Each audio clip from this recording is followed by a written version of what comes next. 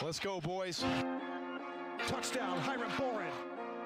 Connor Gardner ties it with 29.9, takes the goal. Ball's going to be recovered and scoring a touchdown for the Mountain Lions. Elliott to the outside, to the 50-yard line. Here comes Deontay to the near boundary. Sits on the tackle, down the sideline. Number 9, superstar Georgie Ramirez. The ball's caught for the 2-point conversion by Ramses Rivera. We are tied at 54 apiece in triple overtime.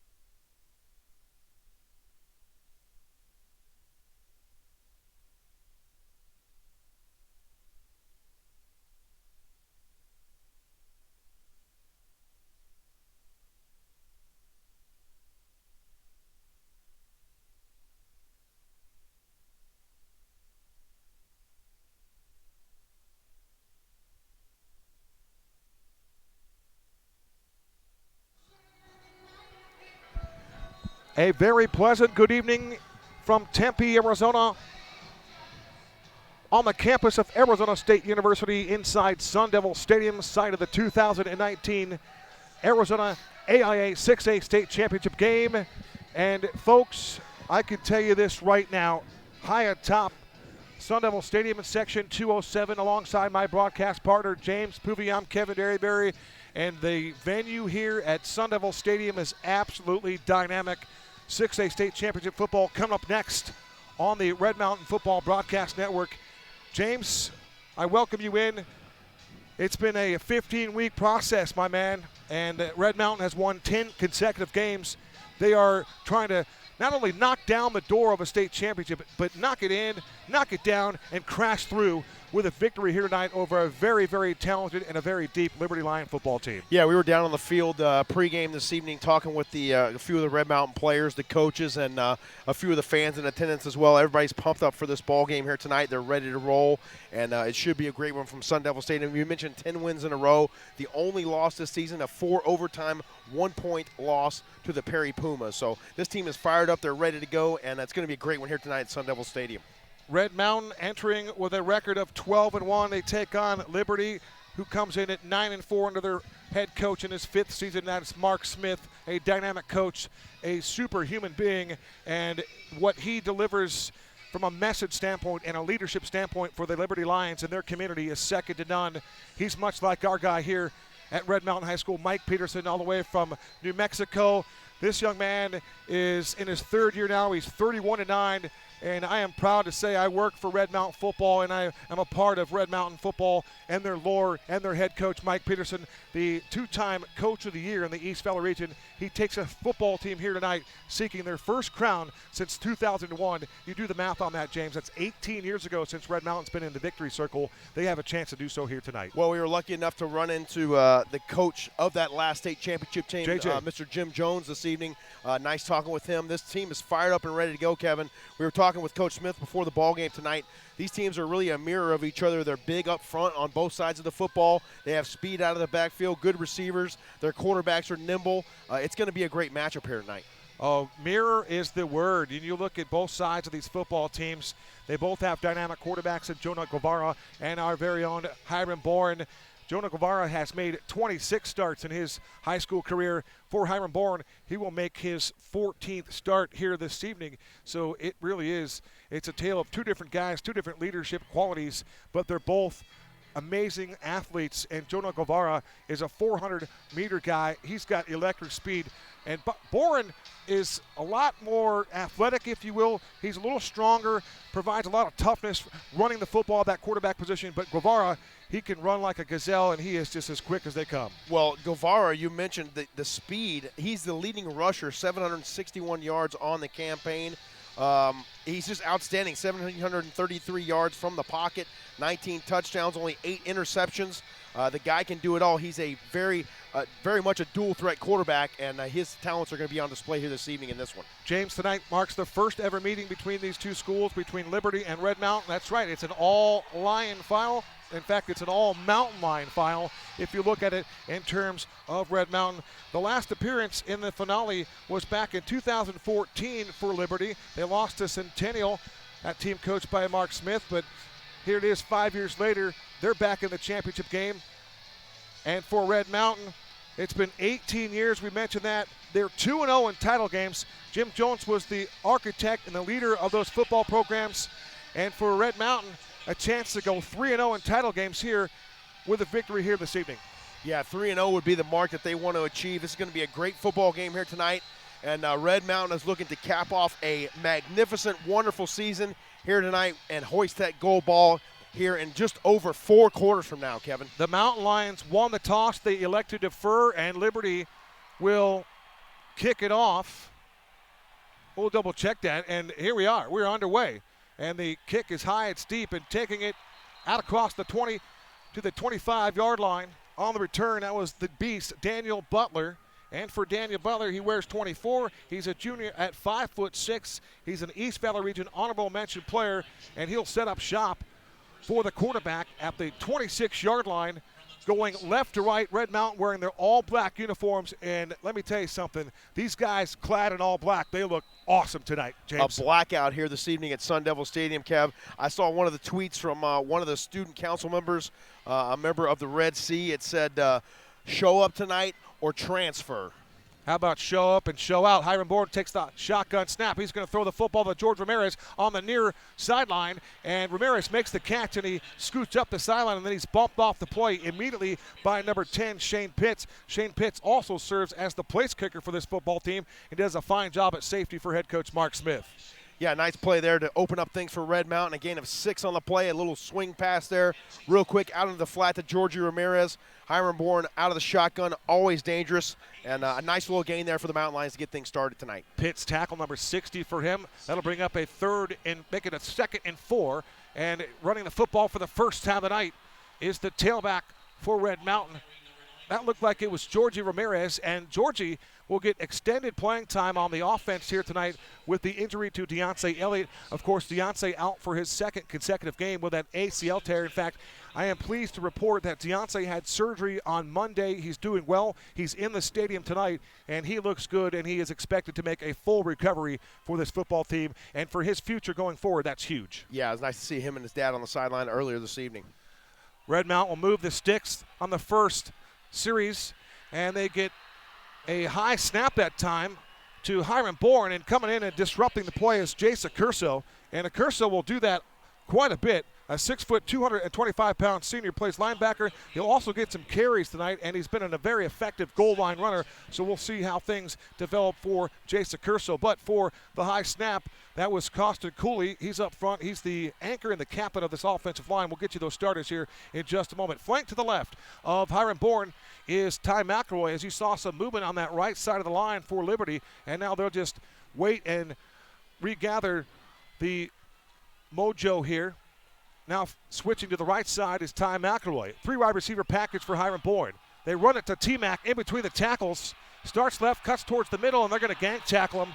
Jack Stam was there along with Jace Accurso, and also in that play for Liberty was number 17. That's David Rosas, and Rosas picks up tackle number 27 right there. You talk about team defense, they're gang tackling Ty McElroy. That front 4 looked good on that particular play. Yeah, great penetration up front that time for the Liberty Lions, able to get through there. You mentioned number 8, Jack Stam. He's the leading tackler for the Liberty Lions. 93 tackles on the season, 40 of those solo with 5 TFL, so he is no stranger to the opposing backfield. He is the playmaker. Bourne looking down the barrel, but 3rd down and 7. Shotgun snap, rolls left, throws off his back foot. He throws, and a ball is caught at the 50-yard line. They're going to wave it off.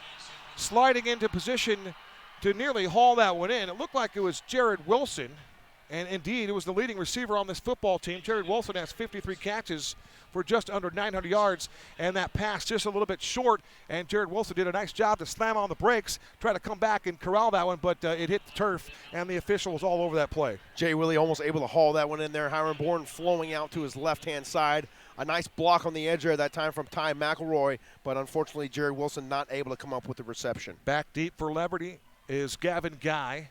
He wears number 7, and that's the punt by Connor Gardner. CG11 booms one. Does he touch it? That ball continues the roll, and oh, wow. That ball rolled all the way inside the red zone, all the way to the goal line, and it was touchdown on the goal line.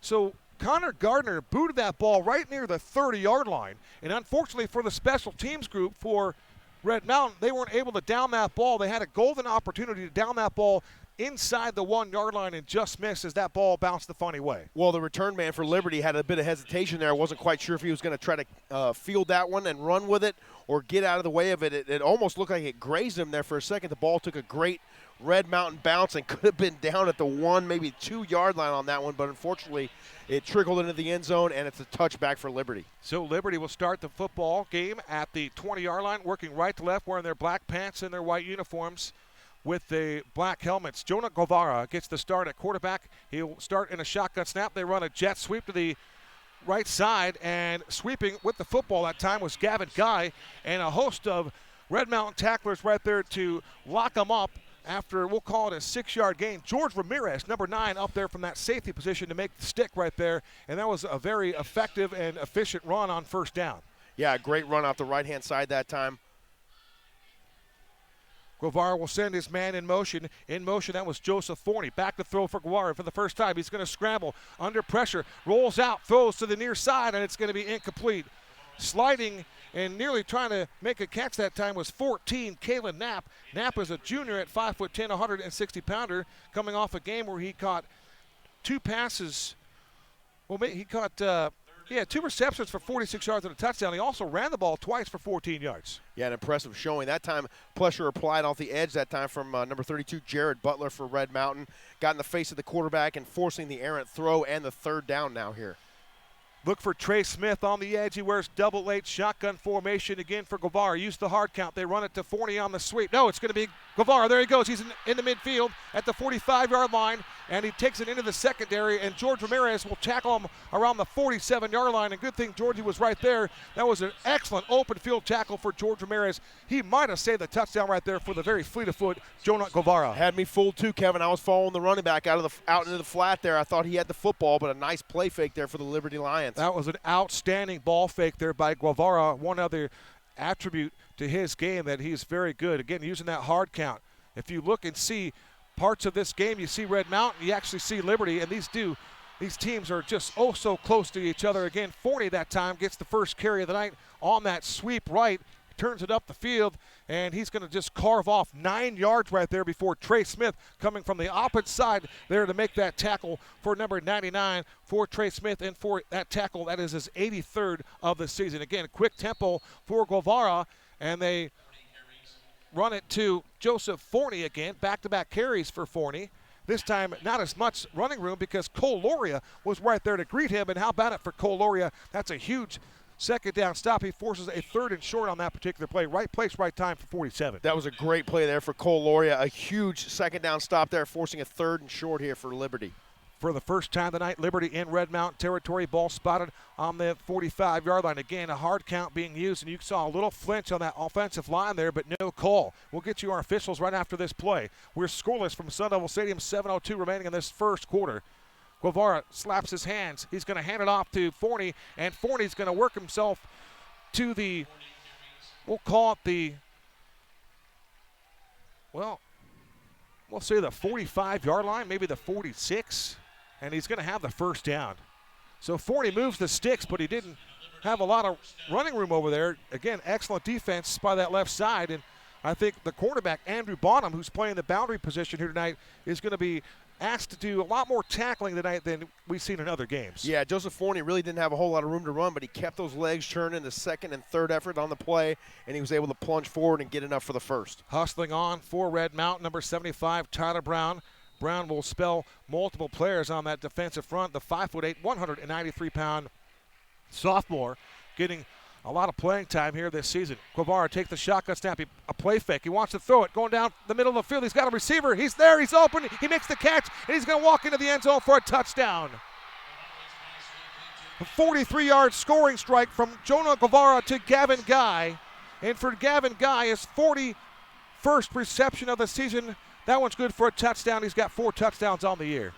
Outstanding job there, Gavin Guy. Once again, the quarterback doing a nice job there out of the shotgun. Jonah Guevara, a nice play fake and a ball right down the field. Excellent over-the-shoulder catch, and nothing but green grass and 6 points. Guevara began this game with 1,733 passing yards. He completed 64% of his passes. He just threw touchdown pass number 20 on the campaign right there for Jonah Guevara. And Liberty strikes first here. So it's a good snap. Placement down, and Shane Pitts buries the 1 point after. And with 6:22 to go in this first quarter from Sun Devil Stadium in Tempe in this 6A state championship game, Liberty throws the first punch here in this one, and they connect. And Red Mountain now will have to play a game of comeback, and they've done that before. This is nothing new to Red Mountain. They were trailing 14-0 to Desert Ridge a couple weeks back, and they scored 21-something unanswered points. So this team can come back and deal with adversity, no question about it. Yeah, they'll make some adjustments really quick here in the huddle and get back out on the football field and get to work. So look for Red Mountain to strike back here on offense once they get the football. You mentioned the first meeting between these two teams, so they got to kind of feel each other out a little bit, and Red Mountain does a good job of that. How eerily is it to see Jonah Guevara use that hard count, snap his hands to to get the snap off and to set up the snap count. But the play fake right there, he's very good and very deceptive with the football. That's an element we have not seen a lot this year. Other quarterbacks are very good with their craft at that, but Guevara is exceptional on the ball fakes. And that play fake right there to find a wide open Gavin Guy literally streaking down the hash marks there. He was wide open, and that's something that Kyle Anders would be concerned about going forward, because Liberty's offense is nothing short of exotic. They do a lot of crazy things. They do flea flickers. They have razzle-dazzle in their playbook. All those things are what they do. It's part of their offense. So how do you stop that? How do you study that? It's difficult. Well, it all starts with Guevara, and you've got to almost have someone spying him the entire time, especially with his ability to run the football and get loose. We talked with Coach Smith before the game. He's a 4x100 guy in the track field in the spring, and so once he gets into the open field, he's going to be very tough to tackle. So they got to make sure and not overrun the plays. The defensive linemen for Red Mountain have to stay in their lanes. Don't create extra running lanes for Guevara, and keep him honest, if you will. Number 1, Red Mountain. Number 7, Liberty here from Sun Devil Stadium. Liberty with a round 1 victory over La Jolla, 76-28. They won again in the quarters, beating Mesa Mountain View 45-28. Red Mountain also took on Mountain View and beat them earlier this season. And then Liberty, a 33-30 win over Desert Vista. So that was huge. All right, they pooch at the far side. It's Skidmore, and Skidmore is going to take it to the 29-yard line, and making that special teams tackle there for the Lions was double fours on that play. Excellent tackle there by Sam Wolfer, the linebacker, 6'1", 195. That's his 16th tackle of the year, and he does it on special teams. Nice tackle there by Wolfer. If you're Coach Mike Peterson for Red Mountain, what do you think they're going to open up with here, Kevin, in this second drive of the game? Well, if you're Chris Andriotis and Tabor Lamar, you don't like being down 7-0, but they've got to be patient. They've got to stay within their game plan, and I think this team will do that. But the eagerness might allow them to take a shot downfield here early. There goes Skidmore in motion. Pistol formation for Bourne. High snap. He gives it to Ty McElroy. He starts inside. He cuts it, and he cuts it to the left. And then ripping off a big run right there is Ty McElroy. He runs right into Liberty's number 34 that time. 34, Michael Hammond, a defensive lineman. 6 foot, 225, picking up his 19th tackle. What a run there for Ty McElroy. Power football that we're used to seeing from Red Mountain. 7.4 average per carry for Ty, and he got 8 on that one. Gain of 8 for Ty McElroy. Again, with a call of his own number is Hiram Bourne, and Bourne takes that direct snap, works behind that left side, and he's got a lot of running room, and he'll take it close to the 50-yard line where he's going to be knocked out of bounds and tackled right at the 50-yard line. So Red Mountain with a first down, their first first down of the night. They've got the ball at midfield, trailing 7-0 here in the opening quarter. 2 statement plays right there, Kevin. A power run from Ty McElroy off the left-hand side, and then the quarterback keeper from Hiram Bourne. Power followed up by more power, and Red Mountain with another first down at the midfield stripe. You can run power left because you've got Ben Bray, an ASU commit, a 2-time East Valley Region first-teamer on that left side, right next to Isaiah Artis. Artis, 6'1", 205. He's an East Valley Region second-teamer.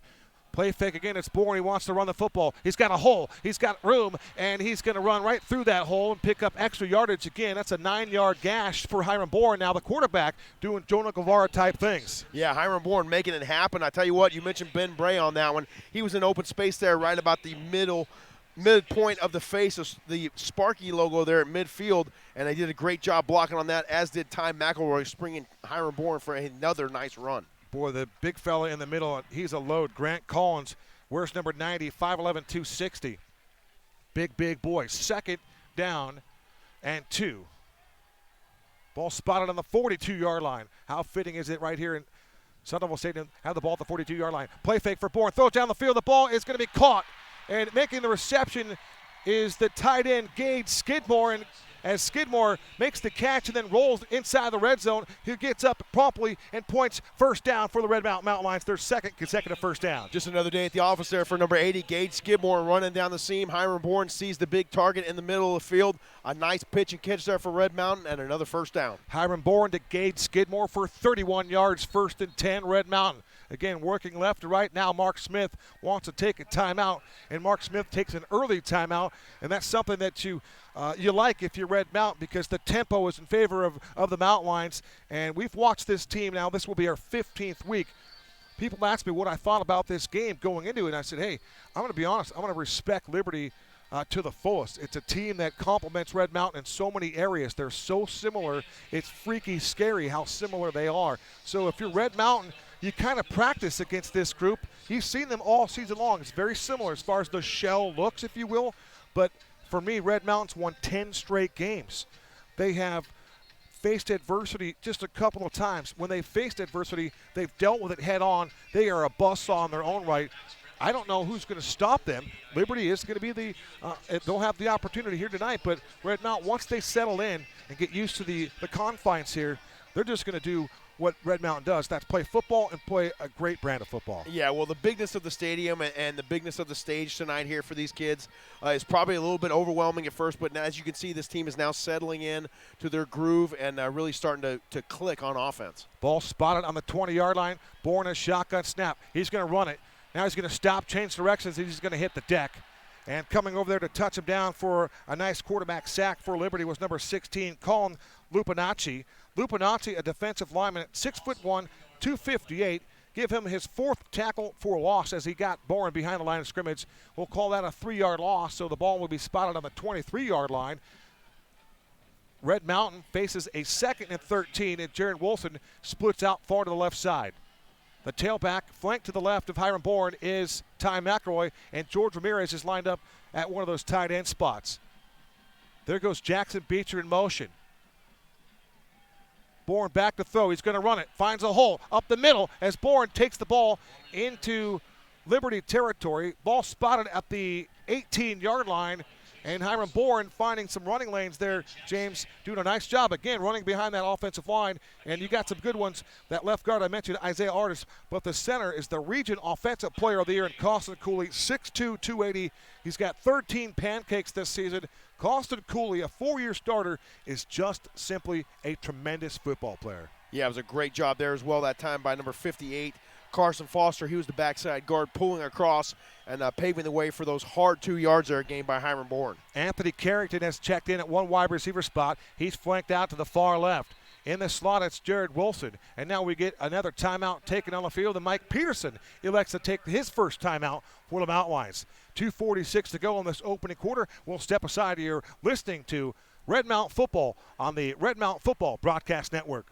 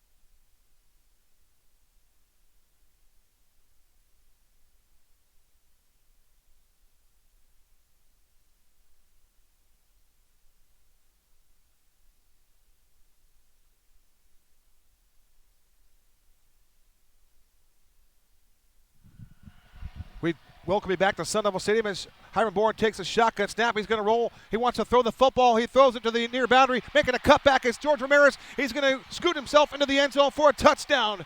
Georgie Ramirez from Hiram Bourne, 18-yard touchdown reception.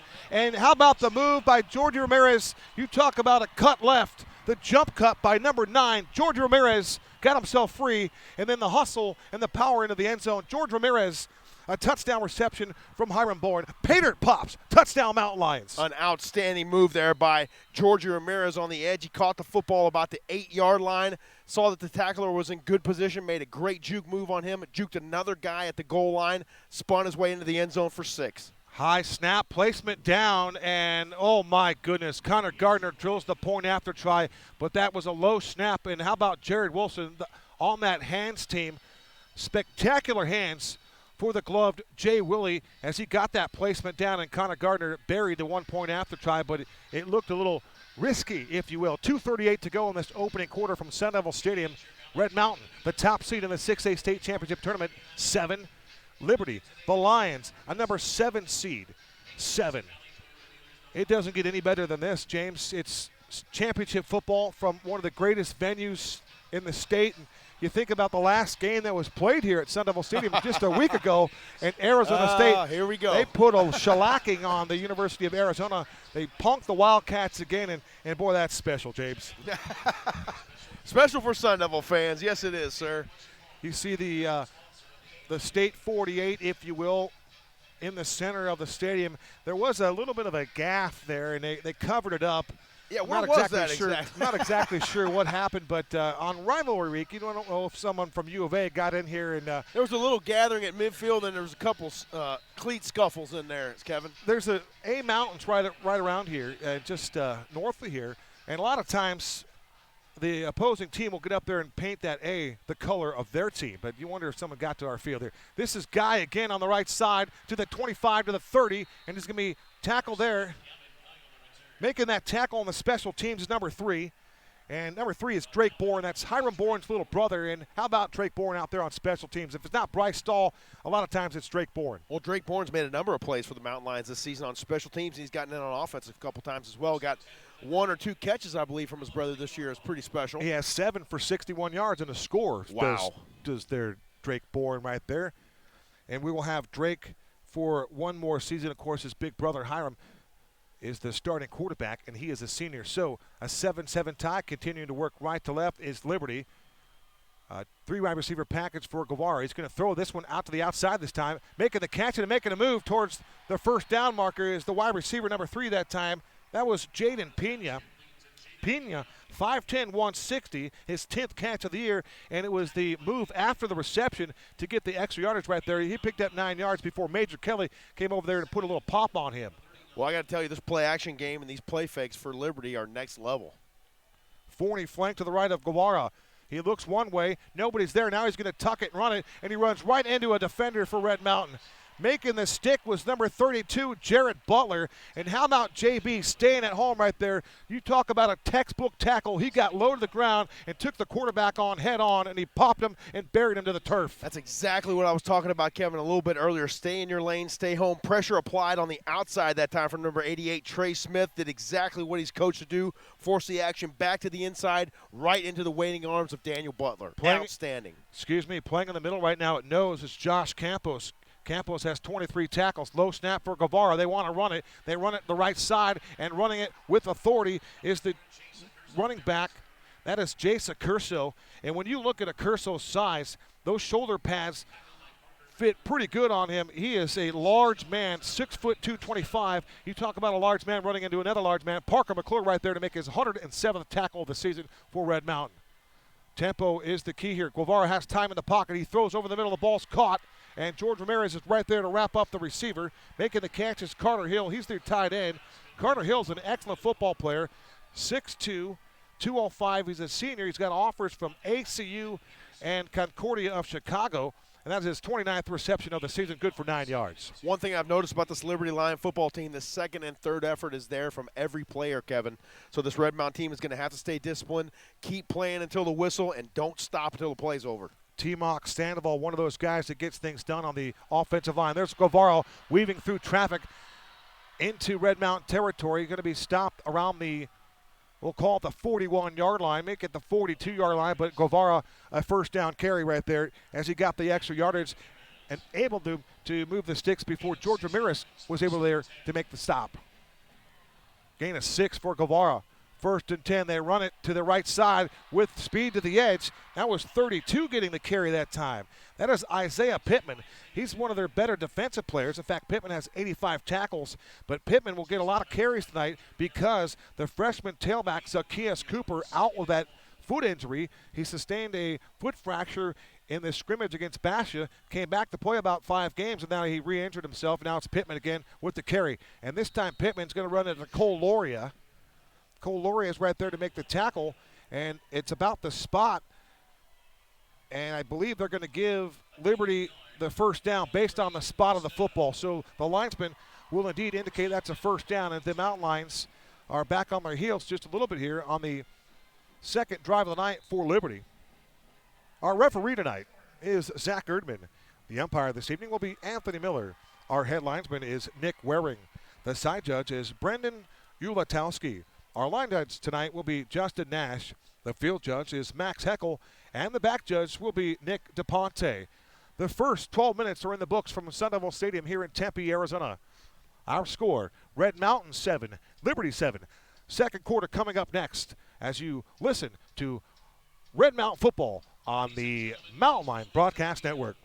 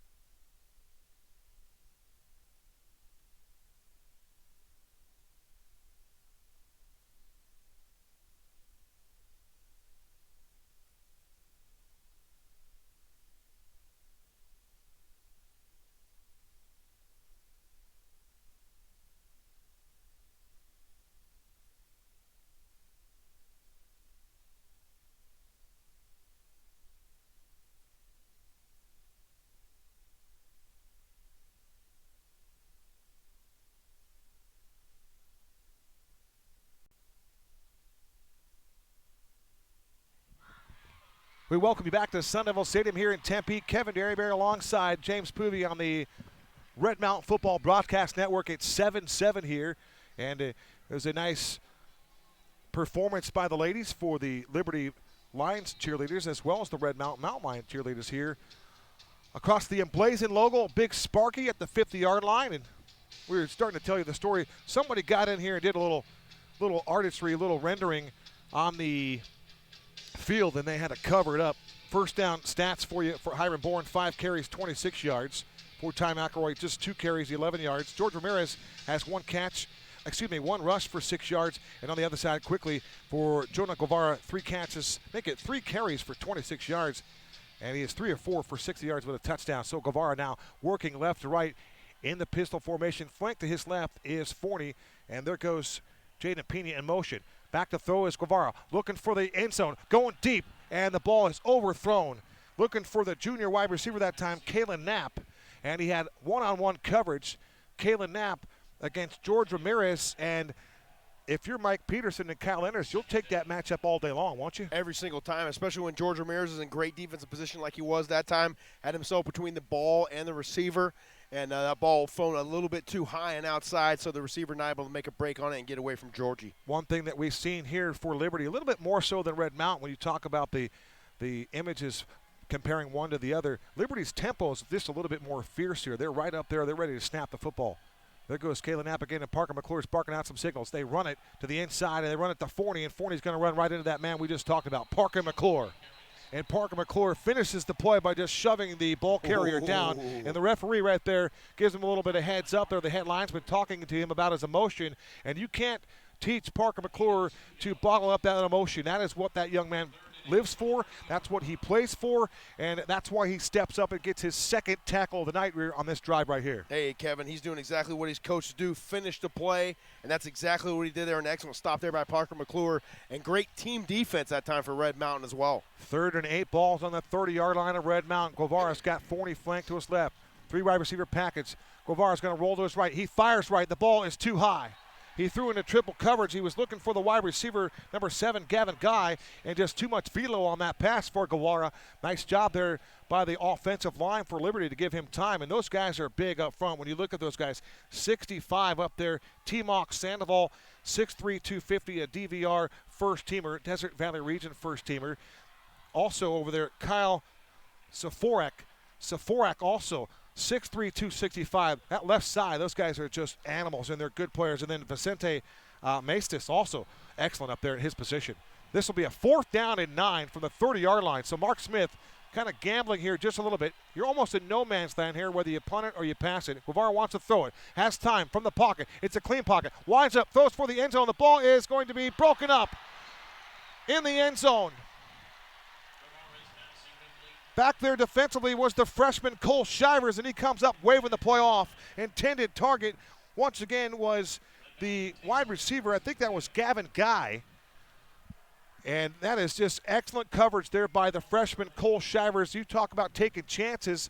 Well, Cole Shivers answered the challenge for Jonah Guevara and Allen right there. That was just a heck of a play right there. It's all about technique for these defensive backs for Red Mountain, coached by Coach Kyle Enders.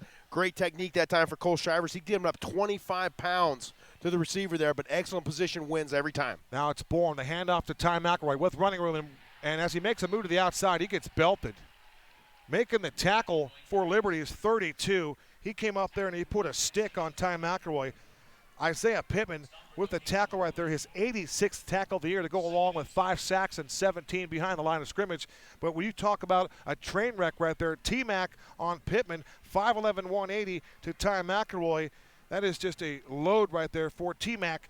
A big carry right there, 5'10", 200. That's quite the collision. Bourne on a direct run to the outside of the 30, 35, makes a move, and he powers his way close to the 40-yard line. They'll mark him short of that. Probably the 37-yard line again, more pushing and shoving a little bit late. And Jack Stam over there is one guy that you just don't want to mess with. Is a sophomore, and he is a super sophomore at that for Jack Stam. One whale of a player, a sure tackler, and he's a Desert Valley Region first-teamer. 94 tackles now for James. Well, you talk about finishing a play. That's exactly what Jack Stam did right there. He drove Hiram Bourne into the turf that time as Hiram Bourne was refusing to go down, as he always does, making great plays with his feet. Red Mountain will have to navigate around the big fella, Grant Collins. He's down there at that nose tackle position as Casa Cooley is right over him. Shotgun snap for Bourne, high snap. He puts it into the gut of the tailback, and it's going to be close for the first down. I'm not sure if he got it. Nas Bryant makes his first carry of the night over there defensively to stuff that play was Josh Philby. He wears number 40. Also in the vicinity was Colin Lupinacci. So a big-time defensive stop for Liberty. And what does Mike Peterson do to answer the 4th down gamble by Mark Smith? It looks like he's going to go for it in his own right here. So and he brought in Trey Smith right now too, Kevin. Trey Smith, the big fellow, in on this particular play. Where's he line up? He lines up on the right side at tight end. This is a full house backfield for Hiram Bourne. It's going to be a quarterback sneak in my opinion. And now we get a timeout taken on the field. It's taken by Red Mountain. So Mike Peterson takes his second timeout of the half. 8:52 to go. It's 7-7 Liberty and Red Mountain. And so far, James, a very well-played football game here. These coaches are at the top of their game. This is next level stuff here. State championship football, Kevin. You shouldn't expect anything else but a very close football game. Well-matched teams. We talked about it in the opening part of the broadcast. These teams are almost a mirror image of each other. Saw a few headsets that time flying off in a hurry on the Red Mountain sideline. That means typically one of the coaches saw something he didn't like, and Coach Peterson had to call a timeout there. But a well-played ball game. Both these teams playing very disciplined right now. Not too many big plays given up so far in this one, and a very tight ball game. That was a full house backfield there. George Ramirez is not in the game. It's Ty McElroy. He's the deep back. So Red Mountain comes out with an exact same set. My guess is still going to be a sneak for Hiram Bourne. Bourne under center to the turn to give to Ty McElroy, and I don't know that he got it. Ty McElroy was hit at the point of attack by 23 that time, Shane Pitts among other guys, and that is going to be a stuff on a 4th down gamble by Mike Peterson and the Mountain Lions, and their defense is going to have to stand on their head right now on a short field here for Liberty. Yeah, what happened that time, I was watching through the binoculars, a bit of a trouble with the mesh. I don't think Ty McElroy quite got the football, a little bit of hesitation, and just too much hesitation that time allowed Liberty's defense to close in and make a stop behind the line of scrimmage. I thought for sure they were going to sneak it with Bourne. That seemed like the safest play. He had a little bit of a lane there. Just snap it and just leap over that pile there and move the sticks. But they went through the ground game, and you have to credit the defensive front of Liberty. Those guys got to the football. Low man wins. We say that a lot, and that's what happened right there. So Liberty gets the rock right back. They'll start up at the 38-yard line. Jonah Guevara takes the low snap, puts it in the hand of Forney, and Forney gets wrapped right away. What an outstanding tackle there by Red Mountain. Cole Loria all over that play. An unassisted solo tackle for Cole Loria on the tailback, busted through the hole, and he had no hole because Cole Loria closed the gap immediately and took on Forney and dropped him to the turf. That was outstanding by Cole. Yeah, offensive lineman for Liberty tried to chip Cole Loria, but he was having none of it, got off the block in a hurry, and in the backfield for the stop. On a play fake, it's Guevara to the air. Connection made, making a man miss was Gavin Guy. He breaks it to the outside, then he's going to be hammered out of bounds. George Ramirez up there to make the tackle, his 3rd of the game, but that was a nice move after the catch for Gavin Guy. Yeah, these guys for Liberty are very slick. These Red Mountain tacklers are going to have to do a great job wrapping up, driving those feet, and finishing the play. That was a nice play there by Guy as he had that transition from catch to run, and he was very close to the line to gain. So it'll be a 3rd and 1 as Liberty approaching the red zone here. 7:41 to go in a 7-7 tie. They run it to Forney on a sweep. He cuts it back inside. He's got the first down. He's in the 20, and he takes tacklers with him inside the 20-yard line. That's Parker McClure going along for the ride as Forney takes it inside the red zone. We'll say they spot the ball at the 19-yard line, and Liberty's rolling right here. Liberty 3 receivers to the far side of the field that time, trying to draw the defense off a little bit, get them on the other side of the field, and just run that little quick toss on the opposite side. Pena to the outside, Knapp to the slot. This is a Curso this time. Makes a man miss, sidesteps the tackler, and they're going to gank tackle him after about a 6-yard run for Jason Curso. Trey Smith among others over there defensively, Jake Griffin. So 88 on the play right there. Nice job there inside 7 minutes to go in a 7-7 tie here in this second quarter. Beautiful night for football here in Tempe, Arizona. Trips to the far side of the field for Guevara. Guevara's going to run the football. Guevara's got the rock to the outside of the 10, and he's going to take on 2 tacklers inside the 10-yard line to the 8-yard line. Over there defensively was Skylar Edmonds, and Edmonds picks up the tackle. We didn't know if Skylar was going to play this week. He had a swollen foot. He was dealing with some adversity, some health issues. But Skylar got cleared, I think, today, and he's suited up, and he's here, and he's making an impact right now. Yeah, that was a great play there for Skylar Edmonds. A nice open field, possibly a touchdown-saving tackle right there for Edmonds. 1st and goal to go for Guevara. Hands it off to Accurso, and he's going to run right into the end zone, untouched for a touchdown. An 8-yard scamper to the end zone for Jace Accurso, and for Accurso, his 11th touchdown of the season. And there was nobody in the interior for Red Mountain. They didn't even put a hand on him that time. Not really sure what that was there, Kevin.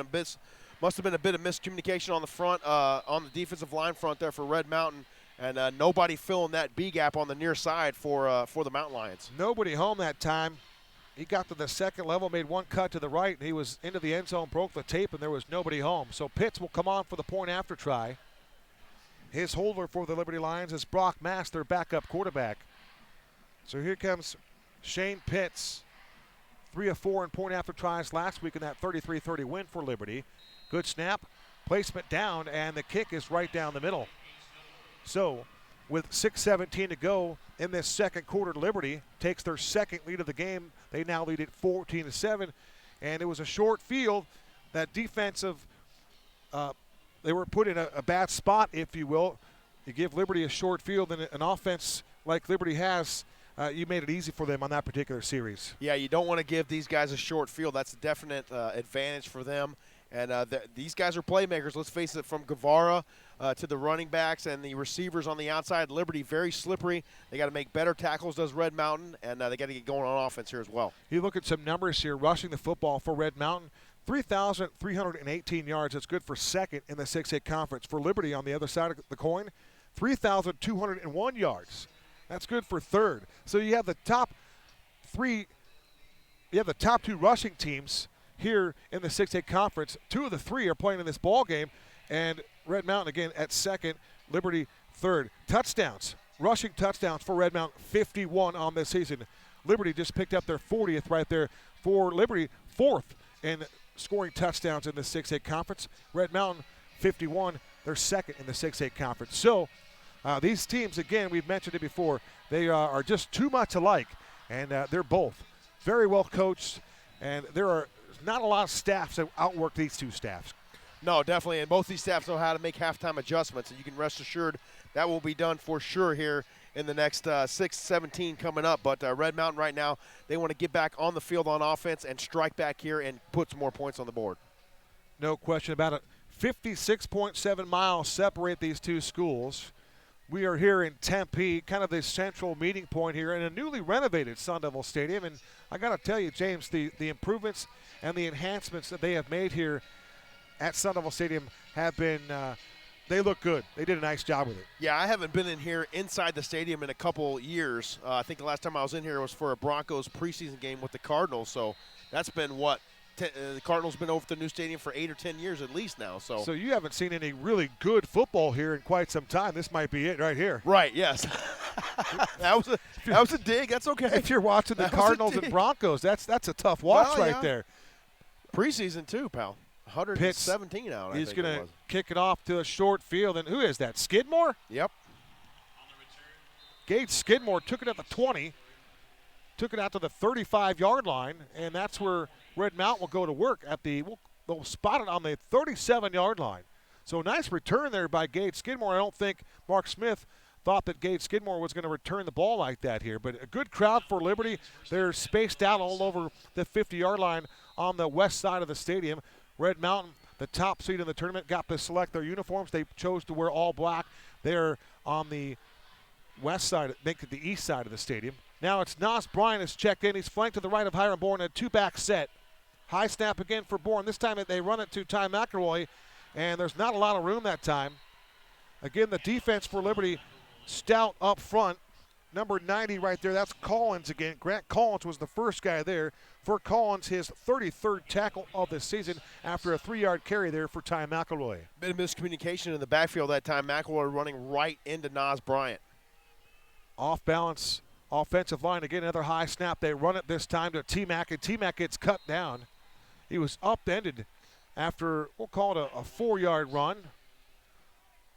Nice job that time by Ty McElroy, and some good blocking there by Isaiah Artis as he pulled that time, and then Shane Pitts came in there to make the tackle. Yeah, nice defensive play there for Liberty. They're doing a great job with their outside contain right now, forcing everything back to the inside whenever possible. So the Outlines face a 3rd and 3 here. Ball spotted on the 44-yard line, their own 44. Bourne looks back towards Tabor Lamar. 2 wide receivers to the right side. 2-back set for Bourne. 3rd and 4. Bourne wants to throw it under a blitz. He throws down the field. The ball is going to be caught by Jared Wilson. Wilson at the 40, and he's going to slide down at the 35-yard line. What a pass by Hiram Bourne under pressure with a defender in his face. Bourne off the back foot threw that pass with a lot of touch, and the accuracy, it was just like dropping it in the breadbasket. A beautiful pass there from Hiram Bourne. You mentioned the pressure. He had guys in his face, able to stand in and deliver the football on time to Jared Wilson. 24-yard reception for Jared Wilson. They run it to the right side, and with some real estate and twisting and turning and moving that pile is Ty McElroy. A gain of 8 yards for T-Mac. Nice job there. Now they're clicking. That's a 9-yard gain right there, Kevin. 2nd and 1. A lot more plays available on 2nd and 1 than 2nd and long, I tell you what. No doubt about that. Stevenson and Accurso up there defensively after the 9-yard run there by Ty McElroy. Again, a great job on the right side that time, running the football for Red Mountain. Quick snap. It's T-Mac again. They hit him at the point of impact, but then picking up the yard, maybe a yard or two after that. That's a first down carry for Ty McElroy. And once again, Josh Philby right there to put the stick on Ty McElroy. And it was after contact for T-Mac, but T-Mac comes off the field here, and he's holding that left side just a little bit as George Ramirez now will report in this ball game. Ball is spotted on the, we'll call it the 24-yard line. Philby got that low center of gravity, 5'10", 195, and he brought the lumber that time and dinged up Ty McElroy a bit. Another high snap for Bourne. He makes the catch with that high snap with one hand, and then he takes the ball right up the middle. Coming away with the football out of the pile there was Liberty's number 34, Michael Hammond. He had the rock. Penalty marker down. This is the first penalty flag thrown in this ball game, and that's exactly what you want to see here, James, in a championship affair. Yeah, and that's kudos to this AIA officiating crew here tonight, doing a great job essentially letting these guys play. Face mask call on that one there, Kevin. And those are usually the obvious fouls. Not a lot of holding and the clutching and grabbing stuff. That's a good call, and that's just a good fortune for Red Mountain. One thing that this Red Mountain football team has not been used to this year is a defense like this Liberty Lions team that keeps coming. They play team defense just like the Red Mountain Mountain Lions do, and so they're going to have to keep playing on offense until the whistle. One of those guys doing it and getting after the quarterback is Luke Stevenson, 6'3", 250. Man, they keep coming. He's a load. They got a lot of depth. 4 down linemen, Curso's on the end. There goes Jared Wilson in motion. Shotgun snap for Bourne. He wants to throw. He throws a little dump pass to the tailback, and the tailback unable to haul that one in. Trying to get the ball into the hands of Nas Bryant, and Bryant unable to make that catch. Making the play was Isaiah Pittman. We've talked about Isaiah Pittman. He is a talent, 5'11", 180. I mentioned he was a first-teamer in the region, but he plays both sides of the ball, and, you know, when you got a guy that's kissing 90 tackles on the season, he gets after the football. Him and Jack Stams are just two outstanding players in the defensive front there for Mark Smith. Yeah, Isaiah Pittman, I was doing a little game prep, Kevin. I had to do a double take. The guy has 17 TFLs on the season. Yes, sir. Holy cow. Bourne on a direct run, trying to get to the edge, turns the corner, and he gets drilled by Pitts. That is a place kicker out there playing some linebacker. Shane Pitts put the drill on Hiram Bourne. Man. And Bourne is one tough hombre. There's no doubt about that. And you can see Hiram coming back to the huddle. He's got both hands on his hips, and he's taking a slow stroll. Now, Hiram took a couple shots in that win over Queen Creek. And that 21-9 win over Queen Creek is Bourne trying to collect himself here, and he might have had the wind knocked out of him. Speaking of taking a shot, look for Red Mountain to take a shot at the end zone right here, Kevin. I tell you what, Pitts uncorked on Hiram Bourne that time on the far sideline. 3rd and 7. Ball spotted on the 9-yard line. Red Mountain could get the 2 for the first down. In the red zone. Empty set for Bourne. Now McElroy joins him to his left. High snap. Ty gets the ball. Ty with some room. Spins out of a tackle. Ty still on his feet and finally gets cut at the, we'll call it the 7-yard line. Nice job there again. A lot of gang tackling for Liberty and wholesale changes coming in for Red Mountain. Looks like they're going to elect for 3 here as Connor Gardner is on the football field. Yeah, CG11 is going to come in here and bury this, what is it going to be, 23-yarder? 23-yarder. The ball is spotted on the far hash. Jared Wilson is the holder. They'll spot the ball at the 13-yard line. Again on the far hash for Connor Gardner. Placement down. The kick is on its way, and it is no good. He missed it wide left. A chip shot for Connor Gardner, and he shanked it left. Tough break for the senior place kicker for Red Mountain, and he's a first-team all-region place kicker in the East Valley for Connor Gardner, and that's just a mistake you don't see happen very often. Yeah, tough break there for CG11. Usually he can knock that through from 33, sometimes 43 yards out for Connor Gardner, but unfortunately, that one not able to get through the uprights. Gardner was 5 of 8 on field goals this season. His long was 42. So he misses that, and by rule of the ball, it's placed on the 20-yard line. That's one of those rules that I don't necessarily care for, but that is the rule. So Liberty gets the football back. They have a 7-point lead. It's 14-7. The ball's on the 20-yard line. They've got 80 yards to go here with 2:12 to go. Red Mountain defense looking for a turnover here. Four-man front. They run it to Forney with a big hole. Forney breaks the tackle and in going along for the ride after an 11-yard carry. That's Parker McClure with an unassisted tackle for him. Now approaching 110 tackles on the year, but Forney, a nice run that time, an 11-yard gain. Look at the thighs on Forney, Kevin. Oh, my goodness. He is built, no doubt. Empty set for Guevara. Looks right. Throws down the middle of the field. The ball is going to be caught at the 45-yard line in space. There he goes to the 20, the 15, the 10, the 5. Touchdown, Liberty. Carter Hill takes it to the house. Wow. 69-yard scoring pass from Jonah Guevara to Carter Hill, and Liberty has opened this game up 20-7, extra point pending. Well, that's what Red Mountain can't do, is give up those big plays, and right now it's too easy on offense for this Liberty Lions football team. This defense for Red Mountain's got to stiffen. They've got to get a little bit more help in the middle. It can't be all Parker McClure taking care of business in the middle of the football field. They're going to have to change a few things up. Coach Kyle Enders, their defensive coordinator, was concerned about just how many looks that Liberty will give you. They are so exotic in their formations and how they set up their offense. You don't know who's coming. You don't know who's going. And you saw a little bit about that on that play as Pitts drills the point after try. So with 1:45 to go till halftime, it's 21-7 Liberty. And, well, James, the offense is going to have a little pressure now, if you will, in this type of game. Again, this team has faced adversity before. They trailed 14-0 to Desert Ridge in the quarterfinal game, and they rolled there.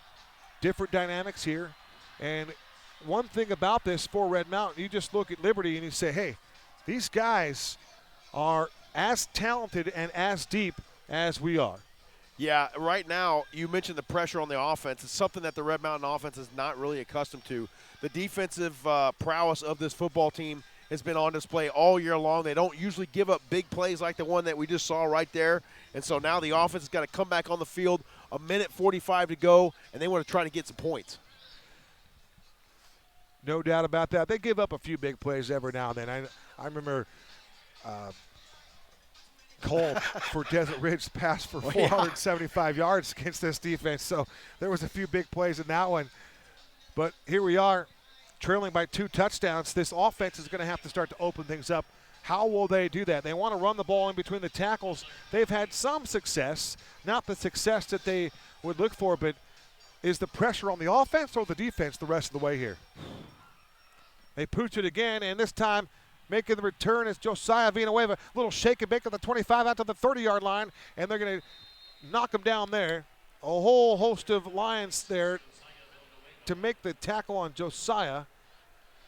We'll speculate that 24, Isaac Proudfit, was the guy that made the tackle, and we just heard done, Jim sir. Barnett From mention 207 up here, pal. So I like to see that return there for Josiah Villanueva. A little bit of anger in that, a little bit of spunk there, and that's exactly what this team needs with 1:39 remaining here in the second quarter. There's always one guy in a championship game that's really kind of unsung, and I didn't know if Josiah Villanueva could be that guy tonight. And for Red Mountain, they open up in quads on this set. They run it right up the middle, and running the football at time was Ty McElroy. He runs right into Jace Accurso. Accurso, again, he's been a beast here tonight. Once again, a little trouble with the mesh that time in the backfield between Bourne and Ty McElroy. Gain of 2. Rolling to his right is Bourne. He dumps off a pass to Jared Wilson, and Jared Wilson's going to run into a trio of tacklers, and leading that charge, trying to strip the football, is Jace Accurso. But Hiram Bourne with a nice soft pass, an underneath route to Jared Wilson, and Jared Wilson makes his second catch of the night. And for Jared Wilson, he does what he does a lot. He moves the chains. An outstanding second and third, maybe even a fourth effort that time from Jay Willie picking up that first down. Ball spotted on the Liberty 44-yard line, working right to left. This is a play fake. This is Bourne running behind some blockers, trying to turn the corner, and hence the first down is Hiram Bourne. So Red Mountain starting to move the football a little bit here with a little balance of pass and run. That time it was the quarterback getting the edge, and he rips off 8 yards before Forney knocks him out of bounds. Outstanding job that time for the Red Mountain offense. Once again, a nice gainer there for Hiram Bourne. They're trying to spread this defense out a little bit, and maybe they'll try to gash one up the middle here. So it'll be a 2nd and 1 from the Liberty 47-yard line. 54 seconds to go till halftime. Now, if you're Mike Peterson, you have to be leery of the clock here, James. Indeed. 3 wide receiver package, make it 4 for Bourne. Rolls to the near side, has some time. Pressure coming, he throws, the ball is overthrown. He was looking for George Ramirez. He had Jackson Beecher in the vicinity, but applying pressure from the backside for Liberty was their big fella. And as soon as he turns his body to me, I'll tell you exactly who it was. I think it was Jason Curso, but it was indeed this time 16, Colin Lupinacci. So Lupinacci give him a hurry, and Bourne that time had to release the football maybe a second too early. A little bit too early, and he took a shot on that one too, Kevin. He ended up on the football field that time after that pass was thrown. 3 wide receivers to the wide side. In the near slot is Jared Wilson. Jackson Beecher spread out to the far side. Shotgun snap for Bourne. Looks right. Has time. Throws over the middle of the field. The ball is going to be incomplete. And taking a shot there was George Ramirez. He got belted by Jack Stamps.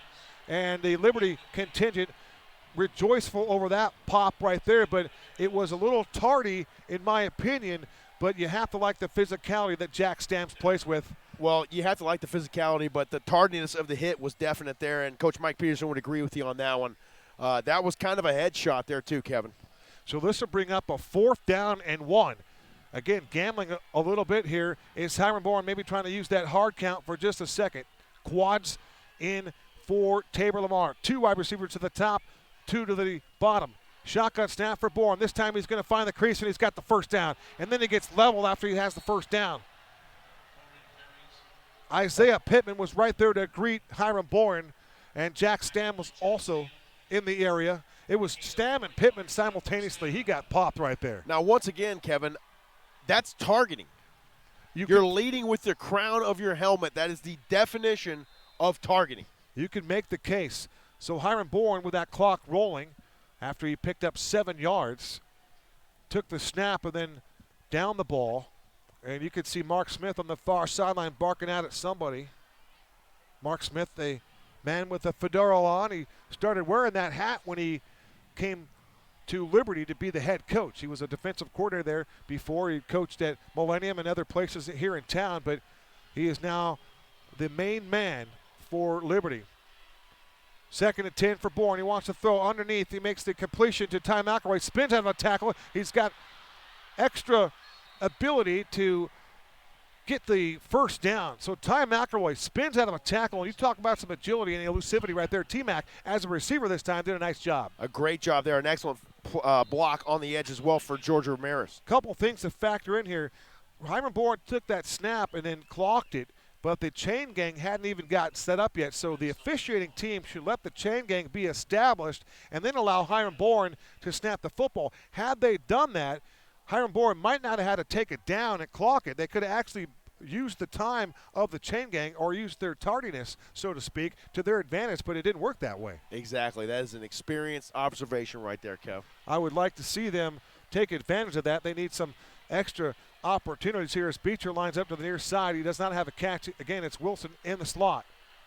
Georgie to the far side. Bourne rolls to the near side. He wants to throw down the field. He throws, and the ball is nearly intercepted. Pitts had a hand on it. He threw in a double coverage, did Hiram Bourne. And once again, Shane Pitts was all over that. The intended target was Jared Wilson about 35 yards down the field. And for Hiram Bourne now, he's coming off a 3-interception week 2 weeks ago in that semifinal win over Queen Creek. So the quarterback a little bit shaky throwing the ball down the field right now. Yeah, that was a dangerous throw there, Kevin, as well. And I think he's taking a couple shots, and he might be a little bit leery of a couple of these throws. Good point. 3rd and 10 from the 33-yard line of the Liberty Lions. That's a 3-down lineman. Bourne going for the end zone. Jump ball, and the receiver falls down, and nearly making an incredible play was the defensive back, once again, Shane Pitts. It's hard to imagine he's the place kicker. It really is. He is a linebacker and a safety by trade, and he's very athletic.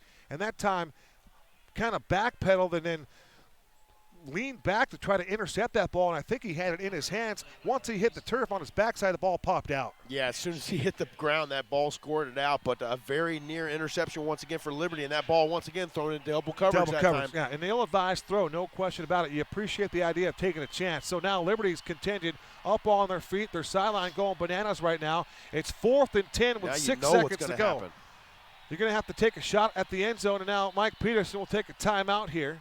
That'll be the 3rd timeout of the half for the Mountain Lions. So Red Mountain playing and dealing with a little bit of adversity here, James. They trail by 2 touchdowns with 6 seconds to go, and they need, I would say, about 15 to 20 yards in about 3.5, 4 seconds, get out of bounds and try to set up shop for Connor Gardner. Field goal attempt. If not, might as well just take a shot towards the end zone. Yeah, that might be a little bit tough there. I'd look for him to take a shot towards the end zone here, but when you mentioned the taking a shot, you know, Hiram Bourne right now, is he thinking clearly? Is he able to get down and really go through his progressions as he usually does? I'm wondering about that right now. Well, one thing that we know for Red Mountain all year long is they've really kind of rode the coattails of this offensive line, and this offensive line has really been the strength. We could talk about franchise players and franchise backs and whatnot, and that is all key. Yep. But this offensive line has been the backbone of this football team, and I think they got to kind of dig down deep here and give this quarterback a little bit of time here to make some plays downfield. I agree with you wholeheartedly, sir. Here we go. 4th and 10 from the 33-yard line. Empty set for Hiram Bourne. Looking right. Here comes the pressure. He scrambles. He's going to go down, and now he gets away from the pressure. He's all by himself now to the near side at the 45-yard line. He's going to wind up and throw it towards the end zone, and the ball is going to be broken up and incomplete. And that is how this first half comes to a close, with a Hail Mary into the end zone. And once again, the Mountain Lions dodge a bullet. And that ball could have been easily picked off, but Red Mountain did a great job of scrambling away from the football. And here we are. We're joined by assistant coach and the offensive coordinator, Chris Andreatis, here at halftime. Chris, it's 21-7. What's going right and what's going wrong for your quarterback right now? We're running the ball pretty well. We're not really running the offense efficiently, though. We're sluggish getting out there and getting lined up, and it's killing us right now. So we got to be more efficient. Do you like the passes towards the end zone into double and triple coverage? No, I don't at all. You know, unfortunately, their defense is set up to play deep passes, so we need to just get back to our game, and we'll do that in the second half for sure. Is there a way that we could get the ball to the tailbacks in the flat or any kind of screens, anything like that? Yeah, we got some of that stuff. You'll see that in the Okay, second good. half. Chris, Right, thanks for your guys. time. Chris Andreatis down to the coaches' locker room here at Sun Devil Stadium, and there's a lot happening here. We're going to step aside for a quick break. They've got 20 minutes up on the Long Jeep scoreboard here at Sun Devil Stadium. We'll take a quick break and conversation with Cody Cameron from Arizona Varsity coming up next on the Red Mountain Football Broadcast Network.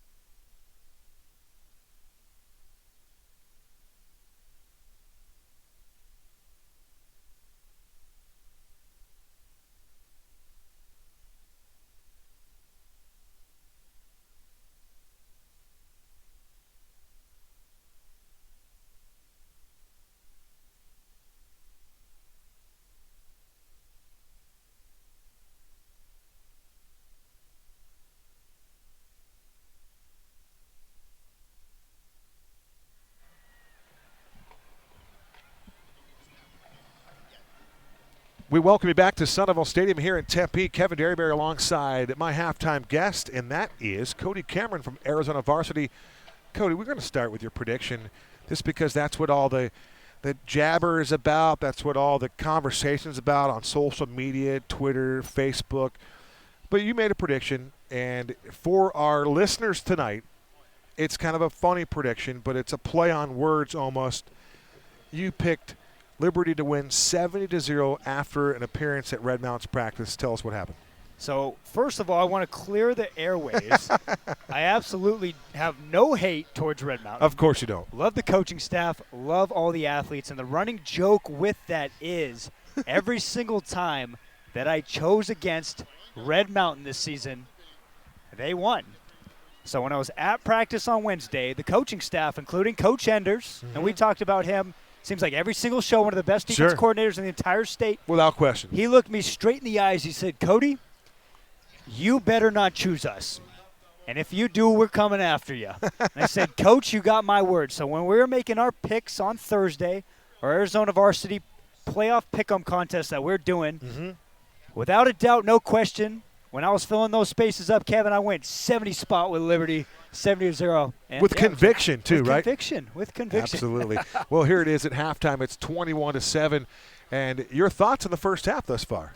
See, we talked about this Liberty team, and it's an extremely stout team. And on paper, they don't have any superstars.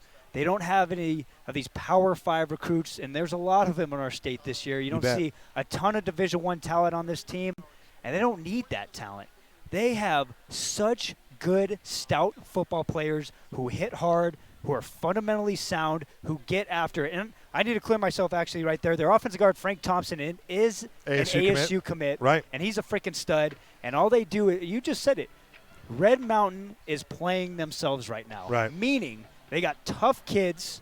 They got kids who can get outside on the perimeter. Athletic. They got kids who run in between the tackles. And they got kids on defense who tackle extremely well. And the difference of what's happening in the first half is Red Mountain is not capitalizing, especially down in the red zone, and Liberty is, plus the two big shots that Liberty hit on for touchdowns. Yeah, the big That's pass the difference plays. of the game. Yeah, Jonah Guevara with his arm in this case. He had 3 touchdown passes last week, or a couple weeks ago, if you will, in the semifinals over at Desert Vista in that 33-30 win. But here he's got 2 more touchdown passes here. And this one, I think he's got 7 now in the postseason. He's showing that arm and the ability to throw the ball down the field, and those guys running great routes. And you talk about this tight end, Carter Hill. That's a tight end scoring from, 71 yards away, 69, whatever it was. But Carter Hill, this dude can pick him up and put him down. And those are big plays. So that play literally happens off the missed field goal, and they go big shot play right away, and that's capitalization. And they would have had another one, but the freshman cornerback for Red Mountain, Cole Shivers, makes a phenomenal play to break up the pass. But with that said, Kevin, some of the receivers on that team are wide open. They're running combo routes, little hitch corner routes, and they're burning them. And that's set up from being successful running the football. They had an 8-yard touchdown run where they just pounded the rock throughout the entire drive. Big senior Jason Curso, who's also their middle linebacker, every bit of 225, 230. Wide load. Wide load, running right in between the tackles, and they're just capitalizing. Yeah, no doubt about it. The game is physical. There's a physicality on this football field that we haven't seen in a little while. I mean, as you ramp up in these postseason games, you see the physicality with an uptick. But here tonight, again, 2 beasts going at each other. Let's take it down individually just a little bit. Jack Stams of Liberty put a wall up on George Ramirez.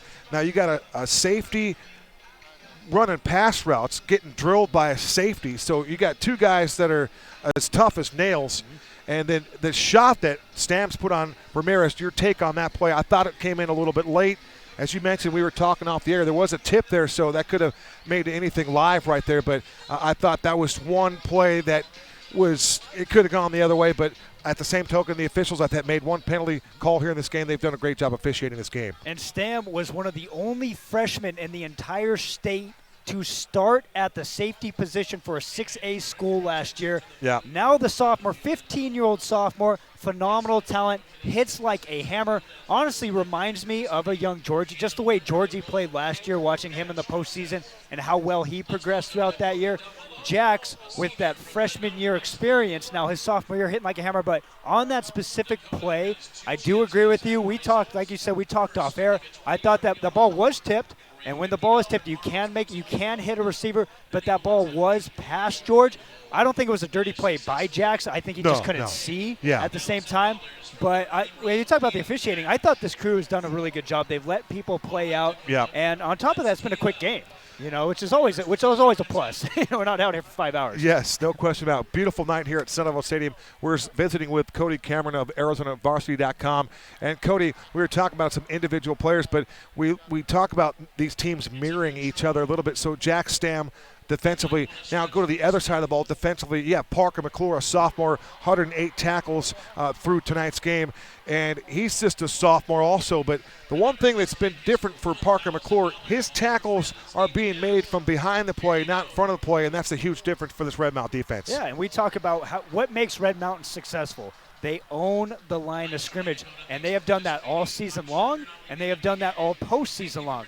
Well, guess what? Liberty up front, extremely stout. Those guys get after it in December, January, March, February. Every single month out of the year, they're in the weight room squatting 3 times a day. It's 3 times a week. All their strength and conditioning coaches, phenomenal out there. They are pound for pound right now winning the battle up front. Yes. And like you said, Parker McClure, that kid is going to be special. Yeah. What he does just as a sophomore right now, I cannot wait to see this kid develop. But you're right, he's making plays 5 or 6 yards downfield, where Liberty, they're in, how many plays are they in 2nd and 2 situations, 3rd and 1, manageable situations? Red Mountain, that's not like that, 3rd and 10 consistently. Yeah, in your point, I'll suggest one thing. For Red Mountain to get back in this game, I told James just before we went to halftime, I think that we talk about franchise players like Ty McElroy and Hiram Bourne, and, of course, the franchise, and Deontay Elliott is sitting here on crutches tonight. But what has been overlooked for the success of Red Mountain's football team has been their offensive line. Yep. And I think tonight these guys are going to have to step up their game here in the second half and give Bourne some more time to work with if they can. But I think that's been the deficiency for this offense for the Mountain Lions. They haven't been able to establish the quarterback to throw the football down the field. And James said it best when we're off air. This team needs to come out with aggression, especially for the senior group. You have 2 quarters left. You are down by 14. When I come out of that locker room, I'm letting it all out on the field. How do you want to be remembered? If I'm a senior right now in that locker room, how do I want to be remembered? Not by losing in Sun Devil Stadium. I want to get a win. And to do that, you need to dominate the person who's in front of you. Sure. I look forward to doing that. Where it starts, though, they have to get a stop. Liberty gets the first possession here in the 3rd quarter. You have to get a stop. Obviously, a 3rd and out would be key. Just get a stop, put your offense back in the field, and go down and score. That's what Red Mountain needs to do. Best player on the field in the first half, Jonah Guevara? Man, it's looking like it. I would give it to Jace Accurso, just what he's done on both sides of the ball. Just like Red Mountain's players. There's a lot of guys. Man, there's a lot of players who play both ways. Maybe not start both ways, who play both ways. Having a guy who's 230 and durable like Jace Accurso, who can carry the rock in the backfield, get you 6 to 7 hard yards a carry, and then consistently make tackles at the line of scrimmage or in the backfield and be the captain of your front 7 defensively, that is a special talent. I think Jason Curso gets that award here in the first half. But the good thing is we get a second half. Yeah, there's 1 half to go. All right, so let's play coach.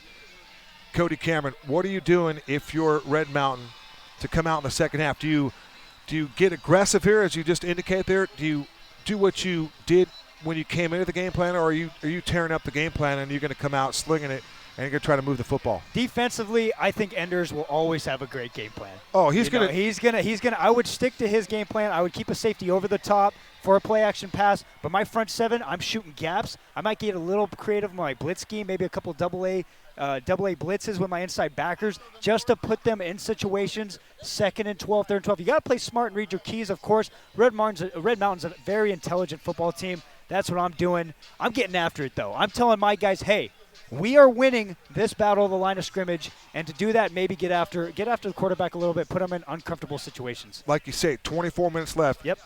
all chips at the center of the table. It's time to lay it out. You got to go right here and right now. This is it. This is for the championship. For the most kids, this is why high school football is so special. For most of these kids, they'll never play football ever again.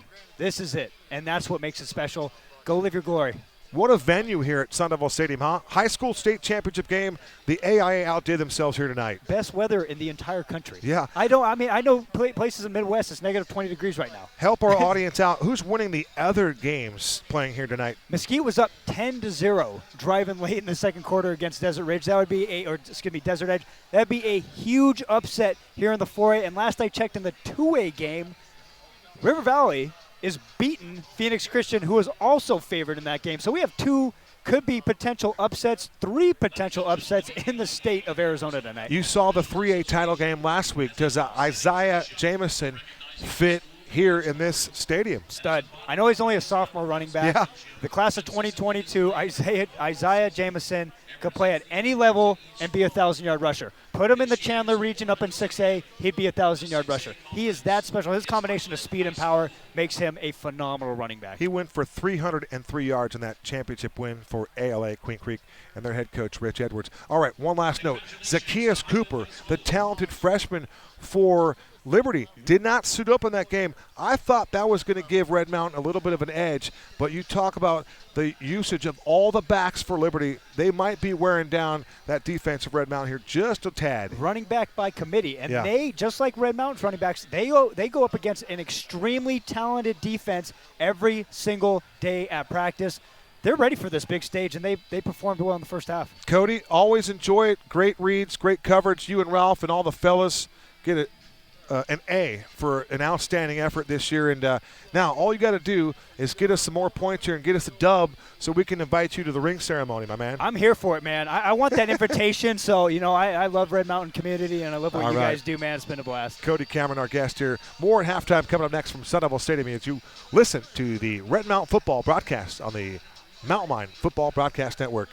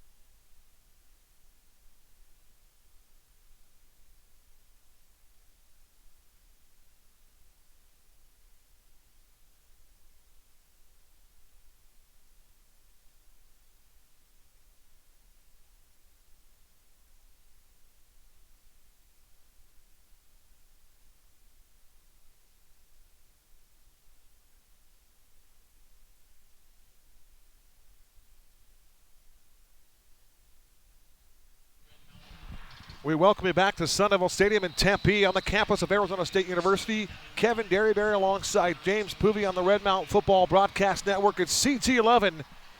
So he will begin the second half as he boots one deep to Isaiah Pittman, angles across the 10, outside of the 15, turns the corner to the 20, 25, 30, and it gets drilled at the 30-yard line. Who's over to make the tackle there? Cole Shivers, it looked like.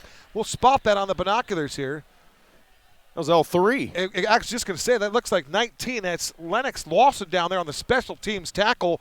A penalty marker came in on the play, only the third time tonight. But how about Lennox Lawson down there? He put a little wallop on the return man, Isaiah Pittman. That is a freshman getting after it there on special teams. Great job there by L3, and it looks like an illegal block in the back is the call from the officiating crew referee Zach Erdman making that call there. So that'll back up Liberty a little bit and help out that Red Mountain defense here as we start the second half. Well, the Mountain Lion defense needs to get that motor fired up here early, and the one guy that they need to get involved here is Trey the Truth Smith. But one thing about it, you know, there hasn't been a lot of true drop-back passes for Guevara, so the chances for Smith have been few here this evening. So Guevara will go to work here with a 2-touchdown lead. And there goes his tight end in motion. That's Carter Hill. He's the action man here. They run it up the middle, and breaking into that secondary is Forney, and he's going to take it out across the 30-yard line. They'll mark it on the 31-yard line. We'll call it the 32. And making that tackle was Skylar Edmonds, his second of the game, but a huge hole up the middle for the Liberty Lions. So that's how they start this second half, with a gaping hole and a big run. Well, you got to give some credit to this Liberty offensive line right now. They run it right again. It's Forney, and he gets put on his back there by Skylar Edmonds. Edmonds was there. Parker McClure might have gotten an assist on the play, but you talk about some big guys up front. 52 and 55, those guys are just behemoth. 52, Vincent Maestas, 5'10", 230. He's just paving the way down there after that 3-yard gain. 2nd and 7 from the 35-yard line of Liberty. Flank to the right of Jonah Guevara is Jason Curso. They run it on a sweep to Jaden Pena, and Pena's going to be stretched out, and they're going to slam him to the turf. Making the tackle, a penalty marker comes in from the field judge. Skylar Edmonds was there on the ball carrier, Jaden Pena, but tangled up on the near sideline was number 7. That is Gavin Guy, and that's where the penalty marker came from. So there's a flag laying on the 45-yard line on the Red Mountain side. Here's the call. So the freshman Cole Shivers commits his first penalty of the season, and it's an unsportsmanlike infraction, and that is uncharacteristic of the freshman. Cole Shivers is not a guy that commits those types of infractions, James. Very unfortunate there for the Red Mountain defense. That was a great play there. All started by number 9, George Ramirez, with outside contain, premium outside contain there, forcing the play back inside to the defender for Red Mountain. Forney flank to the left. There goes the action man. That's Pena. They run a little run to the right side. It's Forney again as they string him out to the right side. Major Kelly was on that play along with Andrew Bonham, and also there was Cole Loria. Ethan Peterson actually came up there and got the hand on him, had to force him out. So nice job there by EP. And you can see Ethan Peterson, his game has improved each and every week as he's played throughout this season. Tackle number 54 for EP. Yeah, nice stop there for Ethan Peterson. This Red Mountain defense has got to continue to stiffen and stop those edge plays. A Curso flank to the right. Now he goes in motion out to the left side. Guevara in an empty set. 3 wide receivers to the near side. Back to throw for Guevara. Winds up, steps in the pocket, going for the home run ball, and that is overthrown.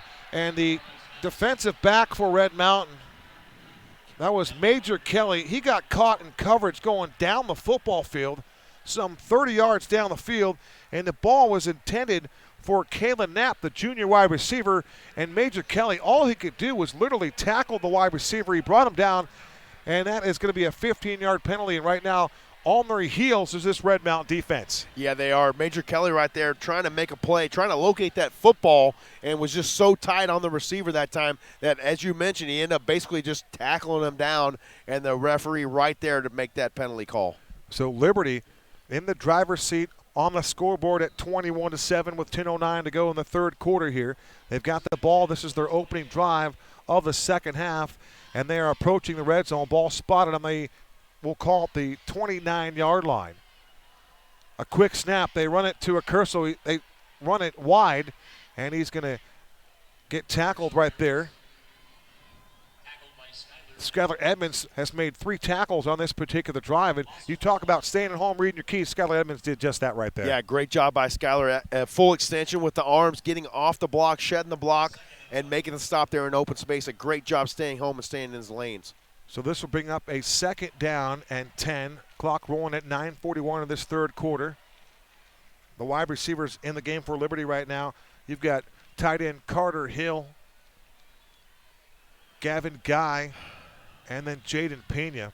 This Red Mountain defense right now, what they're doing, Kevin, is they're playing catch. They've got to start attacking this Liberty offense and getting underneath the pads of these offensive linemen. And taking a timeout just before the snap. One of the things that you saw right there, and it's part of this gimmick or exotic activity, if you will, they were in a huddle, a semi-huddle, and then 2 guys broke out to the right side. Those were the receivers, and then they kind of broke the huddle at the line of scrimmage there, and then Guevara, within about 2 seconds after that little huddle break, he snapped the football. That's when they took a timeout. So my guess is, and I'm just speculating, that Coach Smith took the timeout to perhaps save a penalty right there, or what's your idea there? Yeah, you mentioned the exoticness of this offense. They come out in a lot of different formations. I've noticed even on this drive alone here, they'll have 3 offensive linemen grouped up, and they'll have 1 guy over here by himself taking on a blocker. And I think the Red Mountain defense right now just doesn't know what kind of look they're going to get. That's exactly it. It's the unknown here, this X over stuff. There's a lot of formations that they're coming up with, and that's why you saw that frustration from Major Kelly. He had a guy streaking down the field. This is your linebacker there, and he's beside himself because he's running down the field, and all he could do was tackle the wide receiver, and he saved the touchdown probably. Yep. So it was a smart play by Kelly. All right, back to work here. 2nd, and we'll call it 11. They run it to Pittman. A sweep to the left. Turns the corner, 25, 20. Still on his feet, inside the 15-yard line, and they'll spot him around the 12-yard line. That's Isaiah Pittman, by far his best run of the evening here, and another nice job of tackling there out of that safety spot by Ethan Peterson. A nice play there as well. Number 2, Andrew Bonham on the play for the Red Mountain defense. Quick snap again, and not much room to work with that time for Isaiah Pittman, but they're just rather quick with snapping the football. Right now the mojo is all on the side of the Liberty Lions. Yeah, Red Mountain right now getting a taste of their own medicine. This hurry-up offense on for Liberty, and they are trying to push the pace here in this third quarter. In the first half, Forney rushed 7 times for 33 yards. Guevara had 31 yards on 1 carry. This is a wildcat formation for Curso. He fakes it, and now he's going to run it. He runs it left, and he's got a couple of yards before he ran into Cole Loria. Nice job right there, JP. Good stick there by Loria. Cole Loria has picked up his game here along with Skylar Edmonds, but right now, Liberty's offense a little bit, they're rather deliberate right here. They're just marching down the field here. They took advantage of that unsportsmanlike foul and then also pass interference foul, so they're cashing in right now on the mistakes and the miscues of this Red Mountain defense. Red Mountain's got to hold them out right here, Kevin. Guevara with Forney to his left. 3 wide receivers. He's looking left. He's looking for Guy in the end zone. He goes that way. The ball is caught, but he's out of bounds, I believe. We'll wait for the official ruling, and now the side judge says he's out of bounds. Boy, the delivery of the football by Jonah Guevara was right on the money.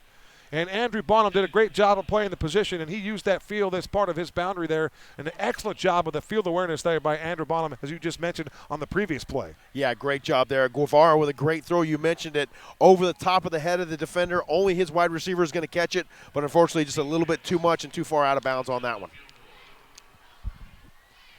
So Shane Pitts will come on and attempt the 25-yard field goal from the left hash. Brock Mast is the holder. Good snap. It's a fake. They throw it back to Pitts, and he's going to be tackled. Making that play for Red Mountain was Cole Shivers, I believe. It was indeed the freshman reading and reacting on that particular play, and that is a huge dodge of the bullet right there. Mark Smith's team gambles on a field goal. They had 3 points right there. How big will that be as we play on here? I was just about to say, Kevin, how big it was going to be if they could just hold them to a field goal. They tried the little trickeration there with a fake and snuffing it out. The freshman, number 21, Cole Shivers, doing a great job once again, staying home, reading his keys, and making an excellent play there. Now this offense has got to get it going. Cole Shivers has made 2 huge plays in this football game. Now Hiram Bourne goes back to work, trailing by 2 touchdowns. They run it up the middle. That's Ty McElroy, and great job by the wide receivers continuing to block down the field, but little do they know that Ty McElroy got stuffed in the backfield. They'll give him a yard on forward progress. Russell comes in there to make the stop for Liberty, and with 7:22 to go, working right to left, trailing by a couple of touchdowns. Hiram Bourne's got to go to work here. They got to get the ball on the edge, Kevin. 3 wide receivers to the near side, and you saw Isaiah Artis try to leave that snap count just a fuzz early as he was getting ready to pull right there, James. Oh, man, he was ready to go, wasn't he? That's a tough call there. Isaiah Artis always up front doing a great job for the Red Mountain Mountain Lions and trying to get a little advantage on that pull step there, and a little bit too early, unfortunately, for the referee's liking. How difficult is it for Deontay Elliott to be down there on that cart looking up in the stands? You can't even see the field from where he's at right now. Bourne out of a shotgun snap. He runs a sweep to Ty McElroy. Ty McElroy jumps through a hole, lowers his pads, and tries to drive forward. But, again, the Liberty defense, very stout right up there, filling those run lanes up rather quickly, and not a lot of real estate for Ty McElroy to get that downhill edge going. No, I tell you what, credit to these Liberty coaches. They have got these guys really coached up well. They're filling their lanes very well. No hesitation whatsoever. They see the opening, they go up, and they fill it in a hurry. In your opinion, how much of the week off has a factor in tonight's game, or at all? Does it even factor in? Well, it's got to factor in because these guys, the offense right now for Red Mountain does not look in rhythm whatsoever. 2 wide receivers to the left, 2 to the right for Hiram Bourne on a play fake. He wants to throw the football. He's got a lot of time now. He throws down the middle of the field, and the ball again is caught over the middle of the field at the 47-yard line. Making that catch, his first of the game, is J.B. Jackson Beecher. That was a spectacular catch, and that throw had a lot of sizzle on it. That was a beautifully placed ball, and only Jackson Beecher could have made a play on it. I thought when the ball went to the air, it was in traffic again, but Beecher made that play in traffic. An excellent job elevating, high point of the football that time, Jackson Beecher. 25-yard play to J.B. Now they run a sweep to the edge. It's going to be Ty McElroy, and McElroy picked a lane and just dove for extra yardage there. But, again, up there defensively for Liberty on the hunt. That was, I think it might have been Foldy. Indeed it was. This Red Mountain offense right now, they've got to attack a little bit more, Kevin. They can't, as much as I appreciate the patience of Ty McElroy waiting for the play to develop, these these Liberty defensive line are coming the entire time, and they got great run support coming up from the defensive backs as well. So they've got to hit the hole and hit it hard. Nice job by Marquise Corley on that particular play. They run it right up the middle and running it right into that defensive front was the tailback. Penalty marker comes in. Liberty says they got the football. And you can see Colin Lupinacci is holding the ball up high. He has the rock in his hand. I think Ty McElroy was the ball carrier. Now Josiah Villanueva will come in and perhaps spell T-Mac here. And one thing that you do when you bring in Josiah, you bring in a little elusivity and a lot of speed out of Josiah Villanueva. So Red Mountain will take advantage of this particular aggressive style of play by Liberty this time, and they will move the chains here. And, boy, they need something to help them out on their offense. And if it's a 15-yard penalty, so be it. What they need right now, Kevin, is a spark, and it could be that number 26, the Typhoon, Josiah Villanueva. We talked about it during the first half.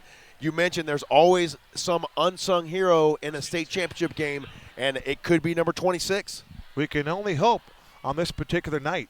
No question about it. Georgie Ramirez lines up to the far side in a 3-wide receiver package. Jay Willie in the slot. Beecher to the near side, and it's Villanueva on a play fake. Wilson. And this is going to be Bourne going for the home run ball. The ball's going to be caught by Georgie Ramirez into the end zone for a touchdown.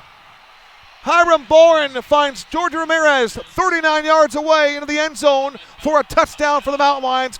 Paydirt pops, touchdown Red Mountain. Here we go, baby. Hiram Bourne out of the shotgun. Excellent protection up front from his offensive lineman. Georgie Ramirez running a 9 route, bending it in towards the post. Touchdown Red Mountain. What a route by Georgie Ramirez, and he is just efficient. He won't just blow you away with speed off the block, but he just knows how to play this game, and he knows where to be, and Hiram Bourne found him, and that's a huge play for Red Mountain as they climb back in this ball game.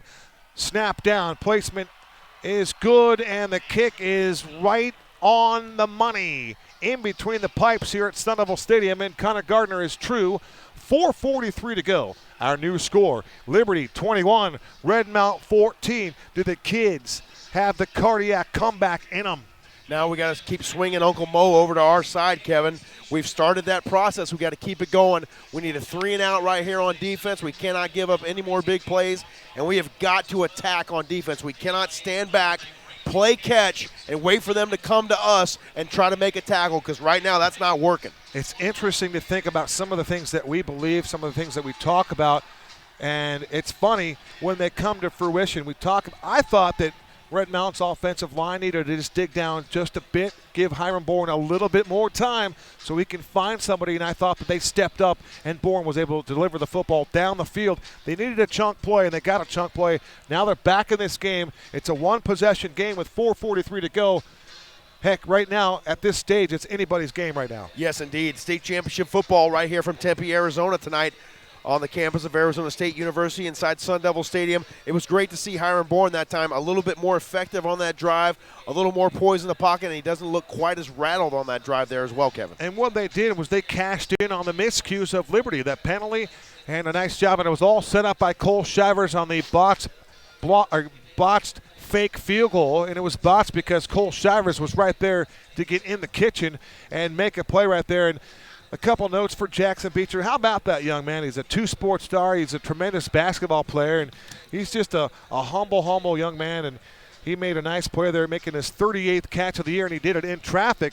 So that was just fantastic for him. Now, 4:43 to go. Connor Gardner will tee this ball up on the 40-yard line to the right of the near hash. Back deep is Isaiah Pittman. So Connor Gardner needs to get one of his patented touchbacks. In fact, for Connor Gardner, his next touchback will be touchback number 50. So Connor Gardner needs to drill this one into the end zone. Back deep is Isaiah Pittman. And the kick is high, it's deep, it's end over end, and what does it do? It goes right into the end zone for touchback number 50. Wow, that's the CG11 that we know right there. You better believe it. Ask and you shall receive right there. I love it when you say it before it happens, and then it happens. Connor Gardner just drilled it. Now there's the best time of the year to have one of his better kicks of the season, and it's got to be fun for that young man kicking in this big stadium. Oh, you know it, and it's great to see him get a little bit of confidence back as well.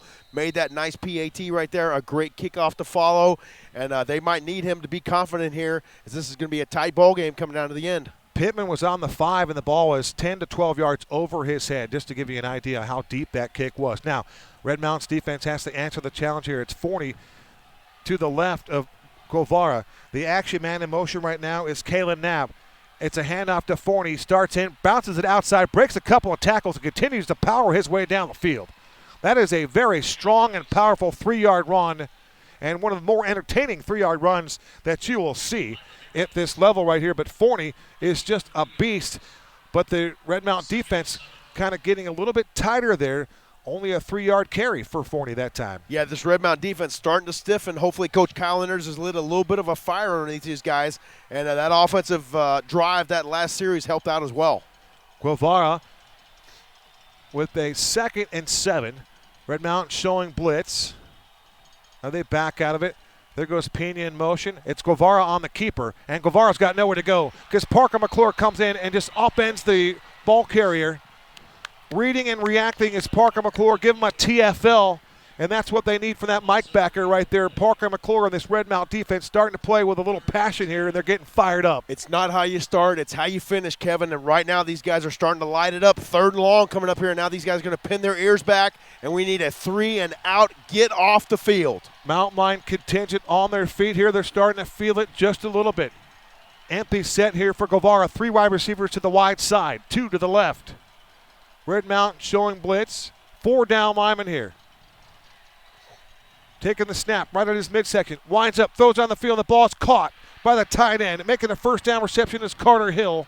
A gain of 12 yards on that reception, and that's just a perfectly delivered football by Jonah Guevara. What a great catch there as well by the receiver that time, number 11, Carter Hill for Liberty. An outstanding job finding the football, coming back, and making their tough reception there in the middle of the field. Hill, 2 catches for 68 yards and a touchdown last week. They run it to Knapp on the far side, slips through a tackle, and on his way to that next level, he runs right into Parker McClure again. Nice so Parker stop. McClure starting to heat up. Over 110 tackles on the season for Parker McClure, but the chunks of yardage for Liberty are becoming less and less as we play along here in this third quarter. Yeah, this defense starting to stiffen. The kudos as well. Number 27, Skylar Edmonds, having a heck of a ball game. He's the one forcing that play. Guevara with an empty set. Wants to throw from the pocket. Throwing for the ball on the far side of the field. The ball's out of bounds. No flags on the play. And doing a great job again with the coverage on the outside for Red Mountain. That time, Ethan Peterson was back deep in coverage, and the safety doing his job with a little roaming action there. And again, he too used the boundary and got that receiver out of the play and wasn't in position to haul that one in. A great job, just kept his track the whole way down the sideline. An excellent job there. 3rd and long now. Once again, Red Mountain with an opportunity to get the Liberty Lions off the football field. Fans on their feet, showing some excitement here for Jonah Guevara. 3rd and 7 from the 34-yard line. 4 down linemen for the Mountain Lions. Here they come. Guevara has some time. Under pressure, escapes the pressure. Now he's going to tuck and run at 30, 35, 40. Back to the outside. Guys, blockers. 45 and gets crunched at the 45-yard line. Ethan Peterson came in and nearly decapitated Jonah Guevara. You talk about laying a lick from the safety spot. Ethan Peterson just delivered a blow right there, but it was just a little bit late because Jonah Guevara used his legs and athleticism again to get that first down and move the sticks. Guevara very slippery. They got to contain him. Gain of 9, just enough to move the first down. There goes Jaden Pena in motion to the left side. They run it to Accurso with some room to the 40. Popped at the 50, takes tacklers with him, and he'll take it to the 47-yard line. A whole bunch of guys were right there, including Trey Smith and Jake Griffin. Big Jake. EP in on the activity as well, according to the fellows up top. So that's a gain of 8 for Accurso. That's a powerful run. Red Mountain needs to stop that. So more movement here at the line of scrimmage. That's more of that exotic stuff as Knapp goes in motion, sets up on the far side. That sends a defender over there. Now it's Forney turning it up the field at the 50. He'll take it down to the 45-yard line. Running into Josh Campos and friends, the nose guard over there, and also Parker McClure in the vicinity. Nice stop there by number 30, Parker McClure, on the play there for Red Mountain's defense. They need to stop worrying about the exoticness of this offense, stay in their lanes, and fill their gaps. They move the chains with that run right there, so 1st and 10 from the 47-yard line. Penalty marker comes in.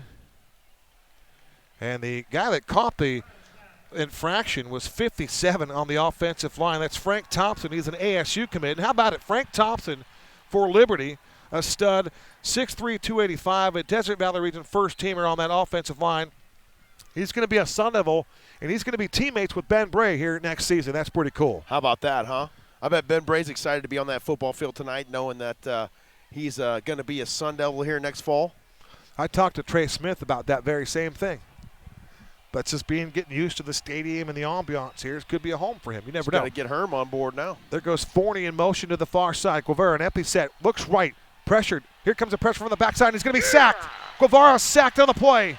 Who got him there? The truth, Trey Smith, all over that. Sack number 18 on the season for the Red Mountain defensive end. Now let's get him going. How about that? That's about a 10-yard loss on the play there for the truth. Nice job coming off the edge there, Trey Smith. We got to see more of that, son. Get after it, baby. That was awesome. Trey Smith stands alone for the single-season sack record at Red Mountain with 18. And we're going to get that. In fact, that's going to be the final play of the third quarter, ladies and gentlemen. And look at that coaching staff. Coach Peterson is fired up down on the playing field at the 50-yard line. First 3 quarters are past tense from Sun Devil Stadium here in Tempe. We move to the fourth. We'll step aside. You're listening to Red Mountain Football on the Mountain Line Football Broadcast Network.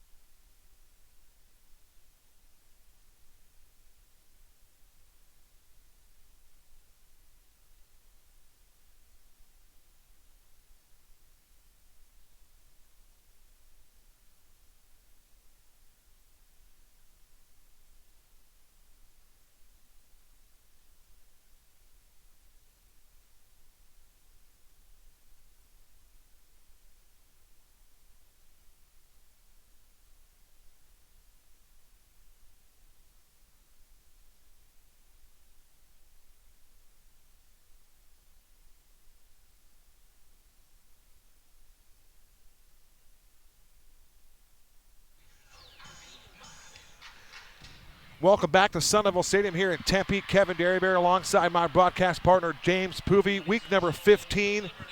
Red Mountain has won 10 straight games. They trail 21-14. It's come down to this, James. 12 minutes up on the scoreboard. 12 minutes separate one of these two teams from punching their ticket for a state championship here in 2019. Red Mountain 2-0 in title games. They won those two games under Jim Jones back in 2000 and 2001. And for Liberty, they're looking for their first crown. They played in the title game back in 2014. They lost to Centennial, but Mark Smith's got them right back here knocking on the door once again. Yeah, it's going to be a great fourth quarter, Kevin. 7 points, and right now Red Mountain is got a little bit of momentum on their side. 2nd and 18 for Guevara. He's going to run it, and there's not a lot of room this time. Tackle from behind by Trey the Truth Smith. Also in on that play, looked like Skylar Edmonds, and Edmonds get him the assist that time. Nice job there by Red Mountain. So it'll be a 3rd and 17. Guevara, just give him a yard on that particular play. Right now, this defense for Red Mountain teeing off. Coach Kyle Enders has really got these guys clicking. A great opportunity here on 3rd and long against Liberty. 12 carries, 56 yards. There goes the action man. That's Gavin Guy. Guevara wants to throw. Here comes the pressure. He escapes the pressure. He wants to throw. He stops. He fires down the field. The ball is going to be incomplete. And unfortunately, Red Mountain got tangled up with the wide receiver, and that's going to cost him a penalty. We'll wait for the call, but it looked like Shivers got tangled up with Kayla Knapp. And you have to credit Jonah Guevara for that play, the ability to escape the pocket. He was nearly in the grasp, and he escaped it. And then the ability to get outside and throw it downfield, he just gave his team a chance, and they cashed in. Call Tempe PD, Kevin, because there was a mugging right about the 25-yard line, unfortunately, there for the Red Mountain defense. And now a big penalty there assessed to Red Mountain. And let's see if Liberty can take advantage here. Now 3rd and short. 3rd down and 2 from the 38-yard line. Possession play here. And again, you can see that line making wholesale changes. They move to the left side. They go uneven. Quick snap. Guevara's going to throw it outside. Ball's caught. And he can't get there. George Ramirez set up the play. Jared Butler finished the play. The pass was caught by number 7, Gavin Guy, at the, we'll say, at the 42-yard line. He needed the 44 to move the sticks. Great defensive effort that time for Red Mountain. Pursuit all the way to the edge, all the way to the sideline. George Ramirez in open space over there, and no match for him. So that'll bring up a 4th down. It'll be 4th and 2. So the ball is spotted on the 38-yard line. Okay, I beg your pardon. On the 38-yard line. Now it looks like they're going to go for it. Another huge play here. 4th down and 2. For the mojo of the game, and now Liberty's going to take a timeout. And these timeouts that come in delayed are by design, folks. They're waiting for mistakes by either the offensive line or the defensive line. They're waiting for an infraction, and this time Red Mountain's defense, led by their defensive coordinator, Kyle Enders, doing a great job of the concept and the teaching, and then the buy-in by the team, the execution. No infractions. They didn't jump. They didn't go for anything funky, and they stayed at home. They waited for the snap count. It never came, and that's when Mark Smith took a timeout. Now you got to wonder if you're Coach Mark Smith and the Liberty Lions if you're going to come back out here and punt the football away on the 38-yard line. You're a little bit too far for a field goal attempt. If you go for it on 4th and 2 and you don't get it, you give Red Mountain, who has a little bit of momentum right now, the ball at their own 38-yard line. Pretty good field position. Oh, this is huge. This next play upcoming here is absolutely. This could be the ball game. Oh, it might be a little early to say that, but this is going to be a huge 4th and 2 right here. I was thinking it, James, but I thought it was a little premature to say this could be for the ball game, but you know that it could be for, and that's why I suggested this is for some momentum. Yes. That's exactly what that sequence was for. As you see a lot of the fans from Liberty jumping up and down, they can see their images on the huge new video board here at Sun Devil Stadium to the south end of the stadium. And again, I echo this, but they've done a nice job with the refurbishing of Sun Devil Stadium. This place is awesome. I'll tell you what, I got to give a shout out. Wait a minute. Look at the play. Now it looks to be a punting situation here. Will they actually punt the football? Be careful here. The punter is Jonah Guevara. Again, if you're Red Mountain, you got to be smart here and not make any mistakes. Continue to watch for the football. Now Guevara is going to come up and act like he wants to snap it. So another gimmick. It's Guevara on the run. The pitch out on the option to Accurso, and he's got the first down. He broke a tackle, and that was just enough to get it done. Wow. It looked like Smith might have whiffed on the tackle. I can't be sure of that, but it looked like there was a guy there to make the play, and they just missed out on that opportunity. But the play call on the option right by Guevara, and then all of the drama as if he was going to punt the football, that's the exotic stuff we've been talking about. You're just not sure. That's why you shuffle off that edge, Kevin. You don't run cross-footed because you get tangled up and you can't make a play. Making the reception that time was Gavin Guy, and he took a shot, made the catch, and then got drilled. Parker McClure met him immediately and then put him to the turf with that lick of that shoulder pad. Well, if you're Red Mountain defense right now, you cannot give up a touchdown here. You got to hold them to at least 3 because you can't go down 2 touchdowns with just under 10 minutes left in the ball game. Clock rolling at 9:36. This is Forney. Breaks a tackle into that second level. He's close to the first down. Excellent job of defending there by Trey Smith. Costed Cooley in the vicinity. And that time that play by Smith coming from the other side of the field. Checking in for Red Mountain is 45. That's Josh Campos. Has 24 tackles on the season. Guevara, quick snap. They run it to Forney up the middle. Breaks 1 tackle, and he tries to lean forward, and he runs into Parker McClure again. And Parker McClure has had himself a ball game. McClure is having an excellent ball game. I tell you what, the running backs for Liberty are having a heck of a game as well. Forney is just shaking tackles at the line of scrimmage and getting up to that second level with ease. Forney had 56 yards through 3 quarters for the Liberty Lions. And there you go. I don't have the stats. Phone is dead. That's how it goes when you're late in the 4th quarter. 2nd down and 9 from the 22-yard line. Red Mountain nearly jumped. They didn't. They got back. Guevara back in the backfield to Forney. Forney gets to the edge. Forney down the sideline 10. Breaks the tackle 5. And he gets belted at the 1-yard line. A touchdown-saving tackle for number 9, Georgie Ramirez. And that tackle was amazing. Forney running downhill, a nice sure-handed catch in the backfield, broke a couple of tackles down the far sideline, and then he ran into George Ramirez, or George Ramirez ran into him, and he knocked him out of bounds about a yard. Excellent play at the 1 there for Georgie. Guevara to the ground. It's Forney. He dives over the end zone, and he breaks the plane of the goal line for a touchdown for Joseph Forney. Touchdown number 11 for Forney. And that is a tough break for this Red Mountain defense. They had a couple chances in there. They went for it on a 4th down. They couldn't stop them. Oh, man. Tough break there. But I tell you what, this Red Mountain offense has got to come out and respond, Kevin. 27-14, extra No point choice. upcoming here. That was certainly a tough break for this Mountain Mine defense. Oh, so close on many occasions. Now it's Pitts with a chance to extend the lead to 14.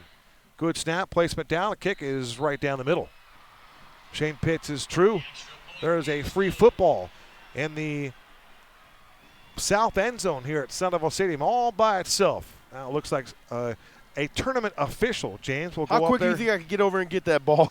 I don't think you could, and I know the route up here is quite the lengthy route. It might take you a couple minutes to get over there. In fact, one of our AIA alternate officials will go over there and retrieve that football. So, Jace Forney, touchdown here.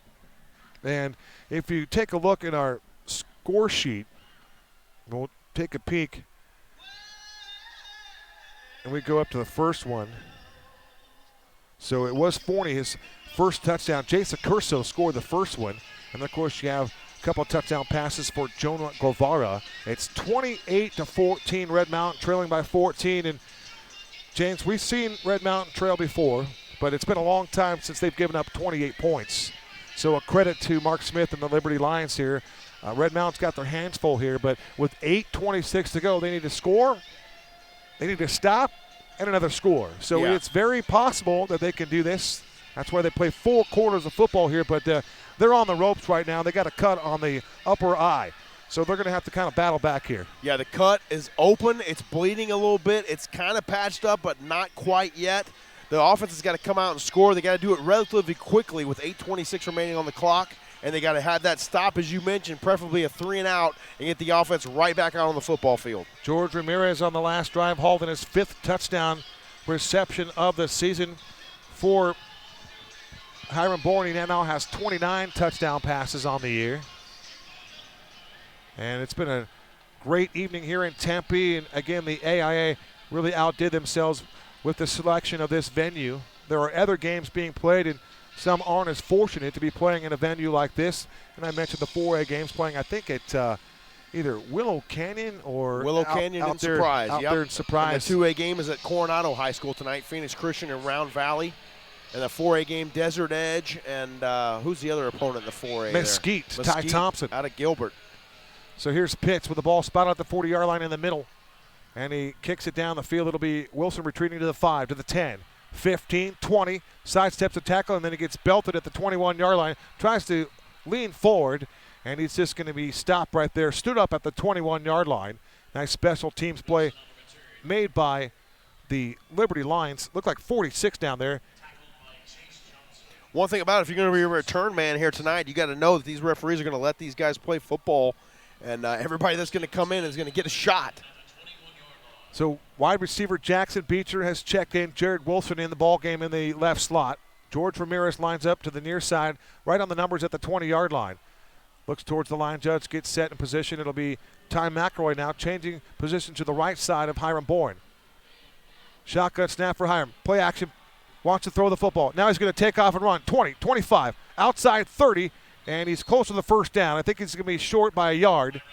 Nice job by Hiram Bourne on a quarterback keeper, and we might need to see more of that. You send those guys down on some deep routes, and if they're going to open up the middle of the field, Hiram Bourne can certainly take off and run with football. Yes, indeed. Great protection on that play there. He had blockers when he decided to pull the football and run, and a very heady play as well, getting to the sideline, getting out of bounds, and stopping that clock. Hiram, 91 carries, 805 yards, 11 touchdowns. That's an 8.8 yard per carry average on the season. They've held him out of the end zone here tonight. This is Villanueva. Starts inside, bounces it outside. There's the speed with a typhoon. Makes the other man miss. He made Jack Stam miss. Josiah Villanueva is a football player, and he's got the first down carry. And perhaps maybe that man right there deserves a couple more carries, but when you can make that super sophomore Jack Stam miss, that's doing something. That was a heck of a move. Indeed. Oh, my goodness, what a move there the for wiggle. the Typhoon. Whew, that's a quick wiggle. I mean, talk about a shoulder dance. My goodness, that was amazing. Trips to the near side. They throw it to Ramirez, and Ramirez breaks a tackle, still on his feet, and they finally gang tackle him and throw him down to the ground. And Georgie didn't like all that roughhousing over there. Penalty marker on the play, so perhaps maybe Red Mountain could come away with some luck here. Another infraction by Liberty. There was a host of Lion tacklers over there. Yeah, you know, I was going to mention to you a minute ago, Kevin, how long are they going to let a play go sometimes? You got to blow the whistle for safety reasons, if nothing else. You can't let every guy that comes up tee off on these guys. You can't do that. 15-yard penalty, so Red Mountain will cash in on that miscue by Liberty. And you talk about over-aggression to a point. Sometimes it could be to your detriment. And right now, Red Mountain has been able to take advantage of Liberty miscues to extend drives. Yeah, that's exactly what they're doing here. They got to keep it going at the 44-yard line now. 1st and 10 for the Mountain Lions. Red Mountain ball on the 44, working left to right. Shotgun formation here for Hiram Bourne. There goes T-Mac in motion. Now the referee is going to throw the penalty flag there. This is the referee tonight. He's done a great job, too. This is Zach Erdman. And here's the call.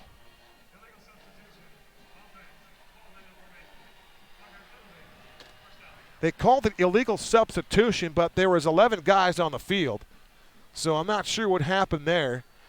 That was more of an illegal motion. They had 2 guys going in motion at the same time is what I could see. Yeah, it looked like an illegal shift if you ask me, but I just play referee on television. I don't do it anywhere else. So there goes T-Mac in motion. They roll it to the near side. Bourne wants to throw. He throws on the run. The ball is going to be incomplete. And taking a shot after the play was Jared Wilson. And Jared Wilson continues to have a discussion with who else? Jack Stam. Well, double check that. That was Carter Hill there. Yeah, 21 over there with the make it Mason Ramirez having a conversation with Jared Wilson. And Jared Wilson, he's smacking himself on the top of the dome right now, thinking he should have caught that ball. He went for the one-handed stab. I don't know if his body was in position to work around to look for two, but that would have been ideal. It would have been ideal, but he would have taken a shot on that one if he'd have hauled it in somehow. But had he caught it with one hand, that would have been more spectacular than we've seen quite some time. Yeah, that was a turnaround one-hander for that one. 2nd and 15 from the 39-yard line. Bourne wants to throw the ball. He fires over the middle of the field. The ball's caught by Wilson. He dropped the football. And we'll see if they call it a fumble or an incomplete pass. They say incomplete. Now the linesman says an incomplete pass. Boy. Luckily. In some cases, you always clamor for replay. And you want replay because you want these kids and these coaches to have the chance to get the calls right. Having said that, had we replay that one, I think you're going to see that Jared Wilson makes the catch, makes a football move, and gets fumbles. rocked and fumble the football. I think that's what the replay would show. But we'll take advantage of it here now. It's going to be a lot of pressure on the quarterback, Hiram Bourne. A 3rd and 15 here upcoming. Ball on the 39-yard line of Red Mountain. Working left to right. They need a first down right here. This might be 4-down territory. Play fake for McElroy. Bourne winds up. He throws, and it's behind the wide receiver. This is the tight end, Gage Skidmore. And Skidmore is very close to the line to gain. He needed 15. He got 14. What are you going to do here now? Ball's in Lions territory, no pun intended. 4th down. You got to go for it, Kevin. You're down by 2 scores. Just suggested it might be 4-down territory with this juncture of the game. At 6:36 to go, down by 2 touchdowns. Everything from this point on is 4-down territory. Yes, indeed. So Red Mountain, the Liberty contingent, starting to bunch up and feel it on the far sideline. This is a bunch set here on a 4th down. The turn, it's a play fake for Bourne. He's going to throw the ball, and the ball is caught out in the flat. And making the catch for the first down is Jared Butler. And making the defensive stop on him was the backup quarterback, Brock Mast. So what a play right there. You talk about playing a game of chess, and you got all kinds of figures all over the football field, all over the chessboard in this case. And it looked like the pawn made a great play. It was Jared Butler getting it done. Quick tempo for Red Mountain. Winds up, going deep. Home run ball looking for Carrington. Oh, and he dropped the ball in the end zone. Ooh. Anthony Carrington nearly made his first career catch here in the state title game. And it looked like he got 2 mitts on it. And I would say this. Whether it's a drop, it was a contested catch, I'll share that with you. But you have to give the credit to the defensive backs. There's a good chance they try to rip his arms down, and they prevented that play from happening right there. Yeah, that was great defensive back play there for the Liberty Lions. An excellent attempt on the football for number 16 for the Red Mountain Lions, but unfortunately coming up empty on that one. Great play call by Chris Andriatas. Trips to the near side for Hiram Bourne. He's got Villanueva to the left. Perhaps he wants to throw the ball to Villanueva. It's going to be Bourne on scramble at the 40, up the field, and they did a nice Jack Stamms rolls out of bounds. Jack Stamm. And Bourne, I thought if Villanueva would have continued to run a pass route, it could have dropped the ball off to him in the flat, and he would have had a lot of real estate to run, but the play wasn't designed that way. It was designed for Villanueva to be the lead blocker. Yeah, well, unfortunately, that Liberty Lions defensive line just keeps on coming, Kevin. 5:51 to go. Clock was stopped. This is Villanueva to the outside, makes a man miss, and now he's just going to lower the shoulder and drive the pile towards the goal line. And that is a very powerful one by Josiah Villanueva. And then doing a great job of going along for the ride was Mason Ramirez. Nice job for Villanueva to lower the pads and drive forward. Ramirez ran over. He might have got the tackle on the stat sheet, but he took a blow on that one. He did. You talk about a forward lean for Josiah Villanueva. He showed you that right there. This is Nas Bryant. They sweep it to the right again. Tries to turn the corner. Cuts it back. Still on his feet. Tries to twist out of a tackle, and they're going to tackle him at the 15-yard line. So it's 5:17 to go in the fourth quarter. It's 28-14. Red Mountain trailing here. And the Mountain Line defense has been unable to stop the big plays here tonight for Jonah Guevara. But they're still in this football game, and they're moving the football right now. Great job of keeping his legs moving that time for Nas Bryant. Bourne out of a shotgun snap. He wants to roll to the far side. He stops. Now he's going to go back. Bourne's looking for someone to throw the ball to. Fires towards the middle of the field. The ball is caught by Ramirez at the 2-yard line. And Georgie makes the play, turns around and indicates another first down. You love that move by George Ramirez. Plays with a little bit of a flair, and he's a good football player, George Ramirez. Another big reception for him. Already has a touchdown here tonight. So here we go. Quickly back up to line of scrimmage. High snap. It's going to be Bourne, and they're going to wave the play dead. So perhaps Red Mountain was too quick to their own good that time, and I don't know if everybody was set.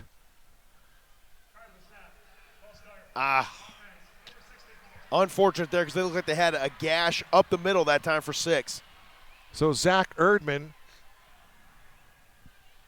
makes the official call here. Illegal procedure against Red Mountain. That'll back them up 5. First and goal from the 7-yard line. Georgie out to the far left. Jared Wilson in the near slot. They run a sweep. This is Ty McElroy. Turn the edge, and Ty McElroy is going to high step it into the end zone. A 7-yard touchdown run for Ty McElroy. And for T-Mac, his 11th touchdown of the season for that young man. And going into the game for Ty McElroy, he needed 50 yards to surpass 2,000 in his career, and he might be close to that mark here tonight. What a great run that time. Just using his patience, doing an excellent job. Great blocking up front. They really got movement up front on that Liberty defensive line. Ty McElroy able to use his patience, pick his way through, and into the end zone for a huge 6 points. Nice job there by Ty McElroy. I thought Georgie Ramirez was going to make a bid for his 3rd touchdown of the night. Great snap, and that kick is blocked.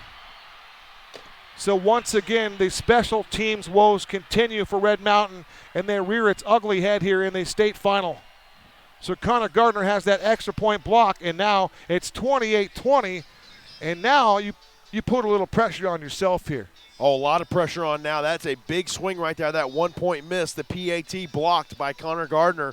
A great edge rush off the edge that time for the Liberty Lions. Credit to the special teams unit for them. But now an 8-point deficit here for Red Mountain with 4:24 on the clock here in quarter number 4. Boy, what's agonizing for Red Mountain on special teams? For Gardner, 71 of 78 point after tries. 71 of 78. We've talked about it on the Lions thing. We talked about it on broadcast. We just felt like at some point you've got to straighten that up. You've got to find a way to solidify that part of your game, and you were able to score enough points where it wasn't a factor. In this type of game, it could be a factor here when it's all said and done. Well, now if you score, if you get a stop here on defense, you get the ball back, now you've got to go for 2, Kevin, to tie it. Not to win it, but to tie it. So the pressure is on right now, but I tell you what, this Red Mountain football team, they're up for the challenge, but it's going to start right here with Coach Kyle Enders and his defense. So the Mountain Lions get a big touchdown from Ty McElroy, his 11th of the season. It's 28-20. Now Coach Enders' defense has to come up with their best defensive stand of the night right here and right now. And preferably, let's include a turnover in that. After 3 quarters, Ty McElroy had 45 yards. There's an onside kick. It looks like the Mountain Lions have recovered the football. The element of surprise, and Red Mountain's got the rock. Red Mountain's got the football back, and the jubilation in the Red Sea is off the charts right now. Holy smokes. The officiating team is going to continue to confer about it, but it looks like Red Mountain's going to have the football at the 50-yard line.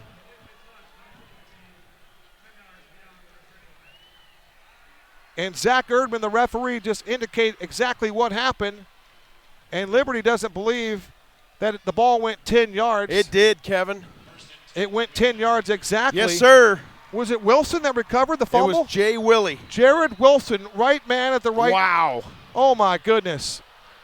Boos from the opposite sideline. Here we go, Red Mountain. 1st and 10, baby. And who's jumped into the cart right now is old Uncle Mo. Left lane, hammered down right here.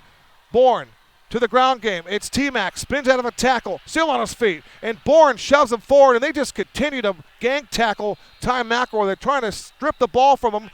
And you can see bodies flying everywhere, and Ty McElroy just took all of them on. My goodness, 5 guys all over. Too, huh? Wow. Just a smart play. You know, you talk about a little boost, right? A little push in the right direction. That's what Bourne just did. Exactly right. A loss of 1 on the play there, but Red Mountain right now with a golden opportunity. They got to cash it in here and drive the football down the field. You just got to believe that some point tonight, maybe Josiah Villanueva or Anthony Carrington can make a play here. Carrington lines up to the near side. Do they take another home run shot his way? No safety help over the top showing. It's a sweep. Could be a double pass. Ramirez wants to throw the football. Now they're going to sack him. George Ramirez gets sacked. Up defensively for the Liberty Lions, making a huge play was Josh Philby. And Philby records the quarterback sack on George Ramirez, his 6th of the season. And that time, you talk about razzle-dazzle. Red Mountain tried to take a page out of the Liberty playbook, and that time it backfired on him. Yeah, Georgie trying to throw it from the near side here. No one home. He had to turn back around, go the other way with it. And once again, that Liberty defensive line always in pursuit. They were right there for the stop. So Red Mountain facing down the barrel of a 3rd and 16 from their own 44-yard line. 3 wide receivers now. Play fake for Bourne. He throws over the middle of the field. The ball's caught by Skidmore, and it gets drilled as he makes the reception. Holy smokes, the tackle by Shane Pitts just laid out Gage Skidmore, and Gage Skidmore is slow to get up. What a reception by Gage Skidmore. And that young man has made some plays here in this title game tonight, James. Indeed he has. He comes off the field under his own power. A tough reception there in the middle of the football field. A huge 4th down now coming up here. Gage Skidmore, a great job getting up and getting off the football field. 2:32 and counting in this ball game. 4th and 4 upcoming here for Mike Peterson's football team. They need the 40-yard line to move the chains. Beecher to the left. Carrington to the right. 2 backs. It's Ramirez. Play fake for Bourne. He throws. No, he wants to throw the ball, but now he finally does, and the ball's caught by Ramirez. He's in trouble, and he can't get there. Ramirez is stopped. And the Red Mountain defense is going to have to come back on the field and make a play. And the Liberty Lions now in absolute jubilation after that 4th down stop. A great play there for Liberty. They strung it out wide. They got it out to Georgie Ramirez. Hiram Moore looking to run it for a second. He finally dumps it off to Georgie in the near flat. And unfortunately, just about 3 or 4 yards short of the line to gain. It looked like Jared Wilson was open initially. And for some reason, Bourne elected not to go that route. And he dumped it off for Georgie, and you have to credit the Liberty Lion defense to read and react. They did a great job, and they stopped George Ramirez. Now this Red Mountain defense, with a couple of timeouts, are going to have to get a much-needed stop here. And without a stop here, Liberty can run out the clock and win their first ever state championship for their program. Red Mountain needs a strip and a fumble or something right here, right now. They run it to Forney on a sweep. Cuts it back inside, and he's going to be tripped up and tackled by Ethan Peterson after a 4-yard gain. Let's see what they do with the clock here. 2 minutes showing. And Red Mountain will take a timeout. And with that, we'll step aside. You're listening to the 2019 6A State Championship game on the Red Mountain Football Broadcast Network.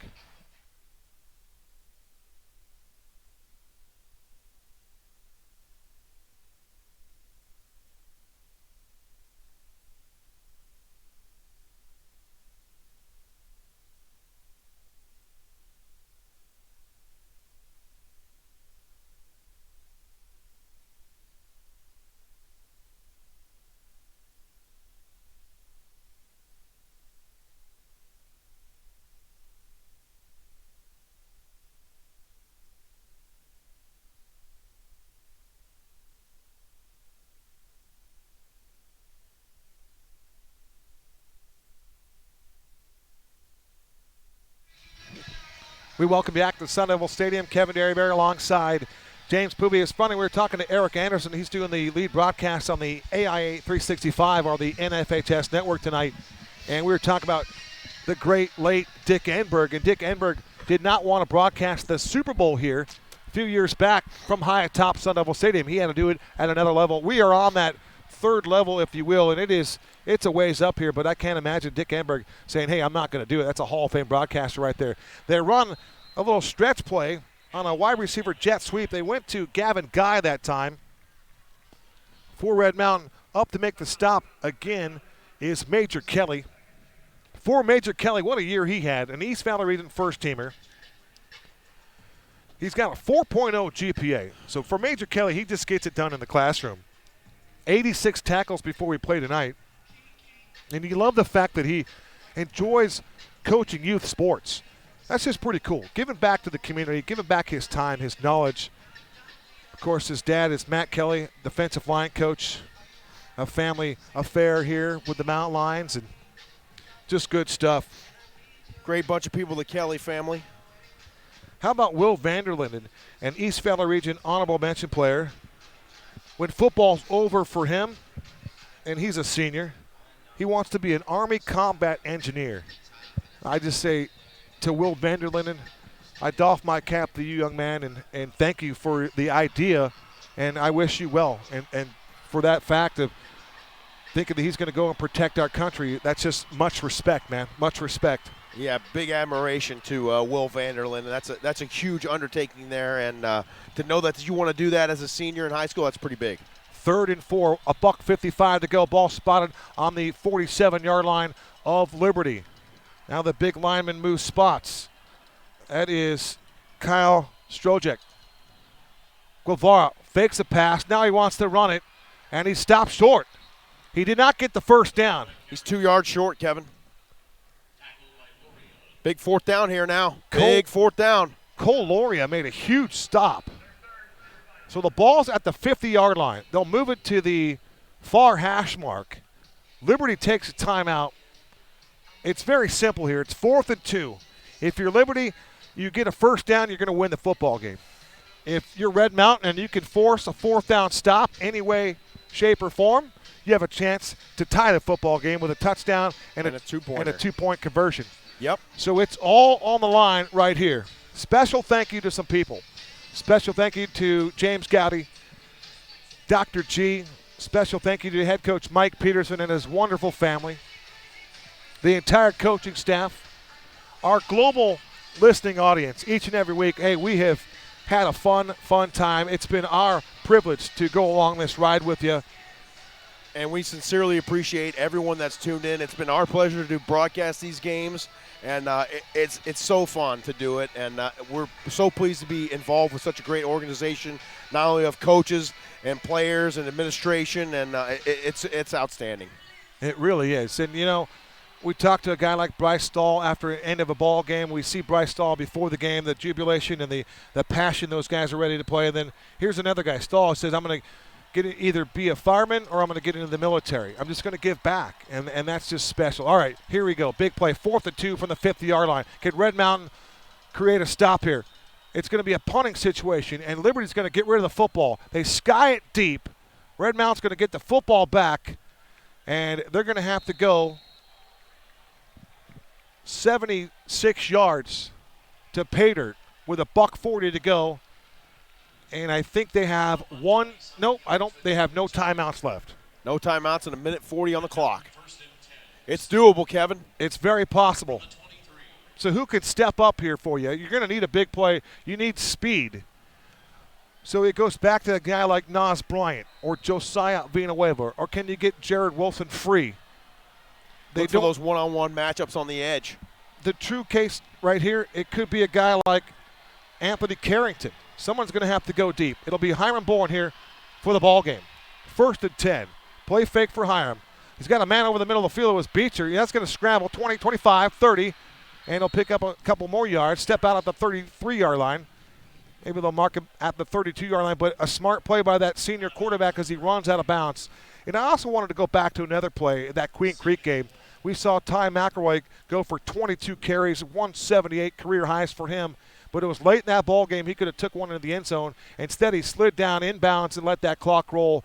Another smart play by a senior leader in Ty McElroy. Yes, indeed. That was a great play right there for Hiram Bourne. A 9-yard pickup and stop the clock. 2nd and 1. Shotgun snap for Hiram. In the middle of the field. He throws over the middle. Ball's caught by Ramirez at the 50. Spins out of a tackle. It's going to be dropped down at the 47-yard line of Liberty by Isaiah Pittman. We're ready to snap it as soon as they move the chains. Bourne says we want to clock it right here. They're waiting for Georgia to get set. And, boy, I tell you what. Oh, he didn't get set. Georgie did not get set, and Bourne snapped the football. I thought they might have get away with that. But that's a really nice job of officiating, and that's why these guys are on this ticket here. Excuse me. It's a championship crew here, and Zach Erdman's done a really nice job. And I thought Georgie was going to get away with that, but he was not set. Bourne let him know he's got to get set, and then he changed positions, went to the left slot, and he did not get set. So the head linesmen are going to go over to Mark Smith and give him an explanation, and let's see what they want to do with it. So it's a 5-yard penalty. That's a tough one. And you can't be doing that here with 81 seconds to go in the ball game. What a game it has been. It's 28-20 Liberty. They've led the entire way. Red Mountain trying to dig out from underneath. 1:21 to go, clock stop. And now they snap it, and the play has been ruled dead. The referee will give the ball back to the umpire. Killing our rhythm here. And this is interesting because these were things that I thought would have slowed down Liberty in the first half, but they didn't work this way. But that's okay. It's been a well-played game. The officials have not had a lot to do with this game. They've called the obvious stuff. There hasn't been a lot of ticky-tack stuff. And it's been a well-played, well-officiated game. Wilson out to left. In the slot right now is the tight end, Gage Skidmore. Bourne back to throw. He's looking for Georgie. He throws towards Georgie, and the ball is incomplete. He had a receiver there. Liberty's looking for a penalty on the quarterback. Not even close. And the Liberty fans now booing just a little bit. Jason Curso's looking for a call. Now Curso's telling the fans to mellow out. You got to love it when a linebacker can tell the fans what to do. You always see the quarterback going, hey, relax, relax. I want them to hear my count. So it's JB, Jackson Beecher, lines up to the far side out of the numbers. Just inside the numbers for Hiram Bourne. Shotgun snap, blitz. Here comes the pressure. Bourne sidesteps the pressure. Winds up, throws deep, looking for a receiver. It's Ramirez, and the ball is incomplete. No flag on the play. Oh, man. And Ramirez was looking for a flag that time. And there again, a lot of pushing and shoving at the end of that play. Now, is it your opinion on that play, Kevin, that the defensive back was playing the football? I thought the guy was playing the football, but I thought he was interfering with Ramirez in his arms. I thought that was a pretty clear infraction there. But again, it's tough to see from our vantage point. We're 70 yards away from the play. Yeah, literally. 70 vertical yards. Boy, that would have been a heck of a play. Oh, man. Are you kidding me? Oh, what a tough Third break right down. there. Again, Georgie to the near side. Bourne has a chance to run. Now he's going to throw the ball. There's a receiver. It's Wilson. It's caught at the 10, the 5. Touchdown, Jared Wilson. The Mountain Lions have scored a touchdown. The 13th touchdown reception on the season for Jared Wilson. And the Red Mountain Red Sea is going absolutely bonkers right now. 58 seconds to go. The Mountain Lions have scored a touchdown. Oh, my goodness, Kevin. Now we got to have the 2. It all comes down to a 2-point conversion. Liberty takes their last timeout here. What an unbelievable play. Hiram Bourne to Jared Wilson. Jared Wilson just a nice seam route down the far side of the field, and no one was tracking him. Hiram Bourne stepped up in the pocket a little bit, had nice protection, saw him, and pulled the trigger. Unofficially 60-yard scoring pass. Hiram Bourne to Jared Wilson. I knew I should have taken 2 blood pressure pills before this game, Kevin. Unreal. Wow. Liberty has taken their final timeout. It comes down to this. It's the best play in that offensive playbook that they have. They need 2 points to tie this game. And oh my, what could happen if they went to overtime? It's going to come down. Get this 2 first. It's going to come down to a 2-point conversion. Ty McElroy is in the ball game. Georgie Ramirez is in the slot to the left. Carrington's in on the far side. Jay Willie in the slot to the right, and it's Beecher. So it's a 4-wide receiver package for Hiram Bourne. They need the 2 to tie the game. Bourne takes a snap. He's got his receiver. It's Ramirez. He's got the 2-point conversion. And Red Mountain has come all the way back to tie this game at 28 apiece. Can you believe it? What a great play. Hiram Bourne, excellent protection up front, rolls out to his right. He finds number 9 on the corner near the pylon, pulls the trigger, puts it in there. 2-point conversion. Mountain Lions tie the football game. 58 seconds to go. Tied at 28 apiece. Are you kidding me? The Red Sea is beside themselves right now. You've got to be here to see this. Yes. You've got to be here to feel this energy in the crowd. Unbelievable. These guys refuse to go away. They never say die. They get the touchdown, Kevin, and then they come right back with the two-pointer. What a play call. What a game that Georgie Ramirez is having tonight. Now, the one thing about it, there's 58 seconds still on the clock for Liberty. So you got to be careful here. You got to play plenty of time. Defense, this kid go to overtime. Push-ups going on right down there. So Connor Gardner will come back in and try to drill this one into the end zone. No return here. You got to play your best special teams play right here. And how about this game of twists and turns? Gardner missed the point after try. Unbelievable. The two-point conversion, we are tied at 28 apiece here, and it's Connor Gardner on for the kick. And he drills another one high, deep, end over end. It'll be Pittman in the end zone, 2 yards deep, and he can't return it. Another touchback for Connor Gardner, his 51st of the season, and it comes in the state championship game. Clock holds at 58. Now Liberty's got the football, 1st and 10 from the 20-yard line, 80 yards away for a go-ahead score. Exactly what you want if you're Coach Mike Peterson. You want that ball kicked into the end zone, no chance for a return, and let this defense play football. They're hot right now. Let's get them hotter. Let's get them out there and get a stop. Red Mountain has won 10 straight games. Their only defeat by a buck, by a half a yard, in 4 overtimes to the Perry Pumas and Chubba Purdy. But here tonight, down 28-14. They've battled back 14 unanswered points to tie the game. They needed a touchdown and a two-pointer, and they got it done with a $1:21 to go. In fact, they did that in, 23 seconds. Unreal. There goes Pena in motion. Now Guevara with a chance to be the hero. Red Mountain coming in with 3 down linemen up front and 8 DBs, making sure that nothing, absolutely nothing, gets behind them. Penalty assessed to Liberty on that one right there. Back them up 5, 1st and 15 now for the Lions. We've talked about it before. Old Uncle Mo, we've said when they got the football back, left lane hammered down, and they did just that. Here we go. Defense, can you make another play? Shotgun snap for Guevara. Rolls to the far side. Now he's going to tuck and run it, and he's got nowhere to go. He gets dropped by Parker McClure.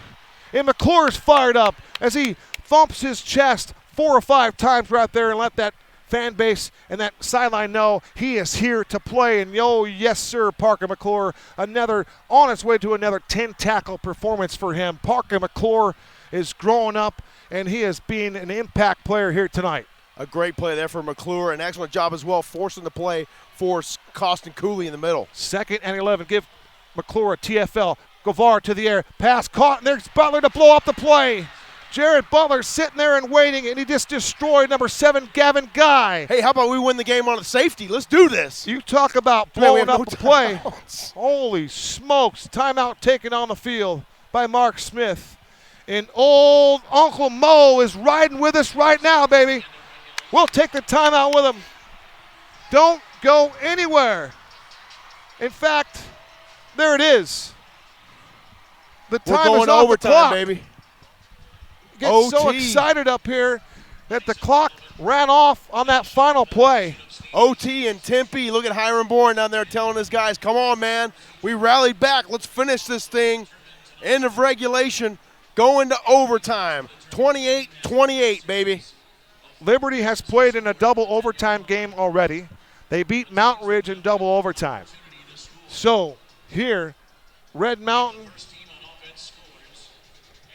they played in overtime too, 4 of them, and they lost by 1 point. And they're going to overtime again. Goodness. Now this is amazing football. This is compelling. This is drama-filled. And you love the format. You've got the Super 8, the inaugural Open Division. They're doing their own thing tomorrow afternoon. In fact, if you look at some of the comparisons, that game starts between Saguaro and Chandler right here at Sun Devil Stadium tomorrow at 4. The 6A Conference, the only show in town playing the entire game under the lights. That's pretty cool. That's right. Right here in Tempe. Home of the Arizona State Sun Devils. What a venue. The playing surface is immaculate down there. What a game, Kevin. We're going to overtime here. And Red Mountain has a chance to win their 3rd championship. Mike Peterson trying to get it done.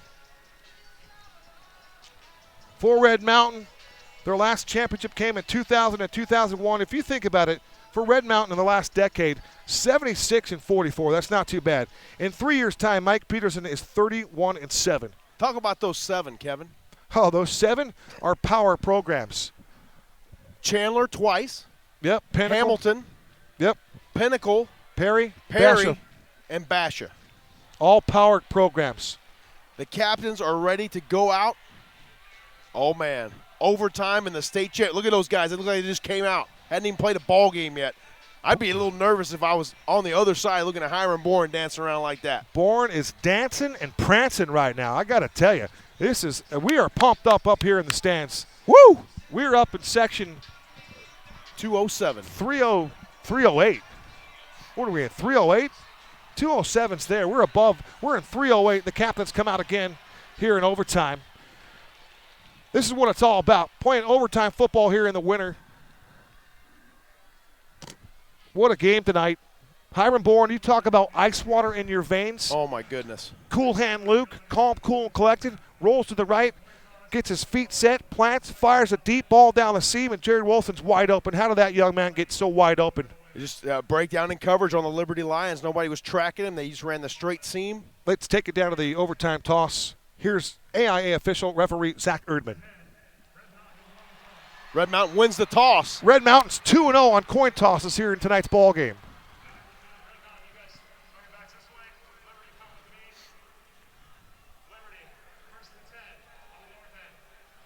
So Liberty's got the football 1st and 10 on the north end. They'll put the ball on the 10-yard line. Right down here in front of us, Kev. And no matter what happens on Liberty's first possession, Red Mountain will have a chance to get the football. Let's get that D turned up. Hey, I got to give a special shout out right now. Number 78 for Red Mountain has been running up and down the sideline all night long. MJ Henning, 6 foot, 320 pounds. He's probably down to about 310 right now because he has gotten this crowd going all night long. Well done, young man. Where is that MJ Henning? Where'd you see that? I got a note for MJ. Dude's Number had 78, excuse me. 78. MJ Henning. That dude wants to be an electrician. And you just think about that. It doesn't matter what you want to do. The contribution that he's making right here with this football team. He's got a role tonight. And he's getting this group jacked up. Look at the Red Sea, up and down. They're like they're in a mosh pit down there at a concert. And here we go. Red Mountain's defense now on the field. Push against shove right here. Here we could go. Come down to the battle of the line. Back to the trenches here in this one. No more clock to worry about now, Kevin. 1st and goal from the 10-yard line in the first overtime. Working right to left. It's Jonah Guevara. 2 wide receivers to the right. This is clearly a running package. Hard count. They run it to Guevara up the middle, and he's just going to walk into the end zone for a touchdown. Beautiful zone read by Jonah Guevara, and he goes right into the end zone untouched for a touchdown 10 yards away, and Liberty strikes first here in their first overtime. Yeah, the defense for Red Mountain was spying number 32, Isaiah Pittman, flowing out of the backfield that time. They lost track of Guevara, and he goes right up the gut for 6. So that'll bring on Pitts for the point after try. And you think about the onside kick in this ball game, a fake field goal that Red Mountain took care of business on. To march down the field and score the way they did was just unreal. High snap, good placement. The kick was partially blocked, and it goes wide right. The kick goes wide right. Pitts mixed the kick, and Red Mountain will have a chance to score a touchdown, and all they need is an extra point, and they can win the state championship. What do you think is going through the head of number 11, CG 11, Connor Gardner right now? I'm not sure, but I can tell you what's going through the mind of Mr. Pitts, and it's just disbelief. Absolute disbelief, and I don't know who got a hand on that, but I'm going to speculate one of 2 guys, either Trey Smith or Jake Griffin. Or it could be number 9, who has 3 blocked punts on the season, Georgie Ramirez. Give that 2. He's got 5. That's a typo. Oh, wow. He's got 5, and he returned 1 for a touchdown, and Georgie also has a pick 6. And Georgie has been oh so instrumental here. But let's continue on here. In the first overtime, it's 34-28. Bourne in the shotgun formation. 3 wide receivers to the left. He's got Skidmore bunched up just off the edge. Wilson in the slot. McElroy changes position to the left side of Bourne. Bourne's going to run it to the edge. 10. Turn the corner. He's got a yard or 2, and he's forced out. Nice job there by Liberty. Number 15, Zay Johnson with the tackle there. Pitts also there on the hunt and the force out. This is the first final in 18 years for Red Mountain. They've had semifinal trips in 3 of the last 4 years.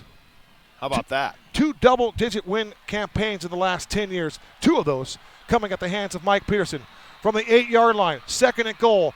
It's going to be Ty McElroy with space, cuts it up the middle, turns, and he spins towards the 4-yard line, and he got cracked right there. Oh, man, did Ty he McElroy ever. took a shot.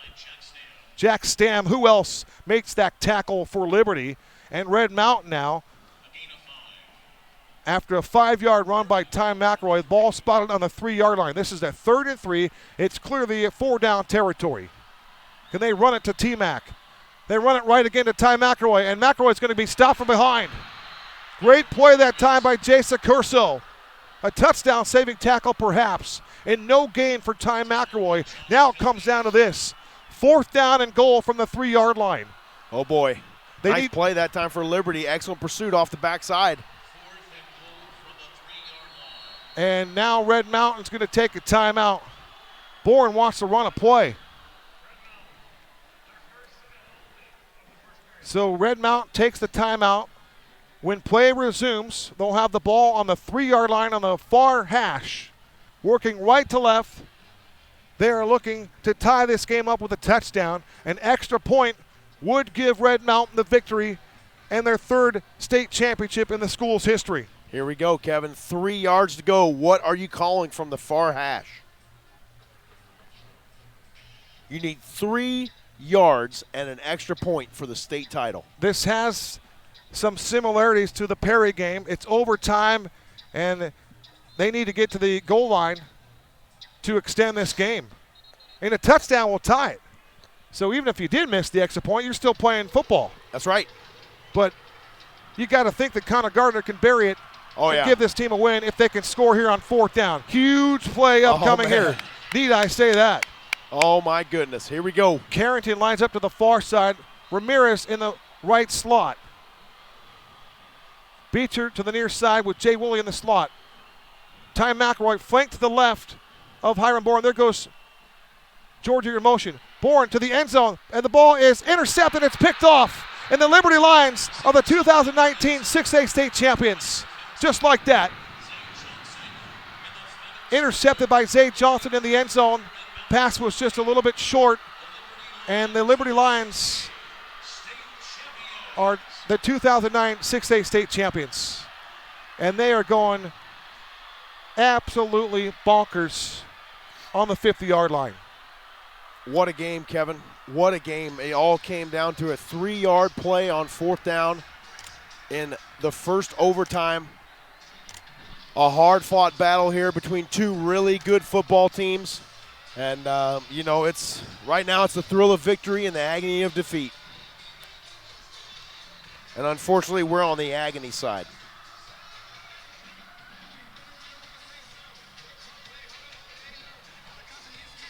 Unbelievable finish here. You can see some of the players consoling one another. The rest of the team now preparing for the handshake at the 50-yard line. And you have to credit Mark Smith and the Liberty Lions for the unthinkable for our vantage point.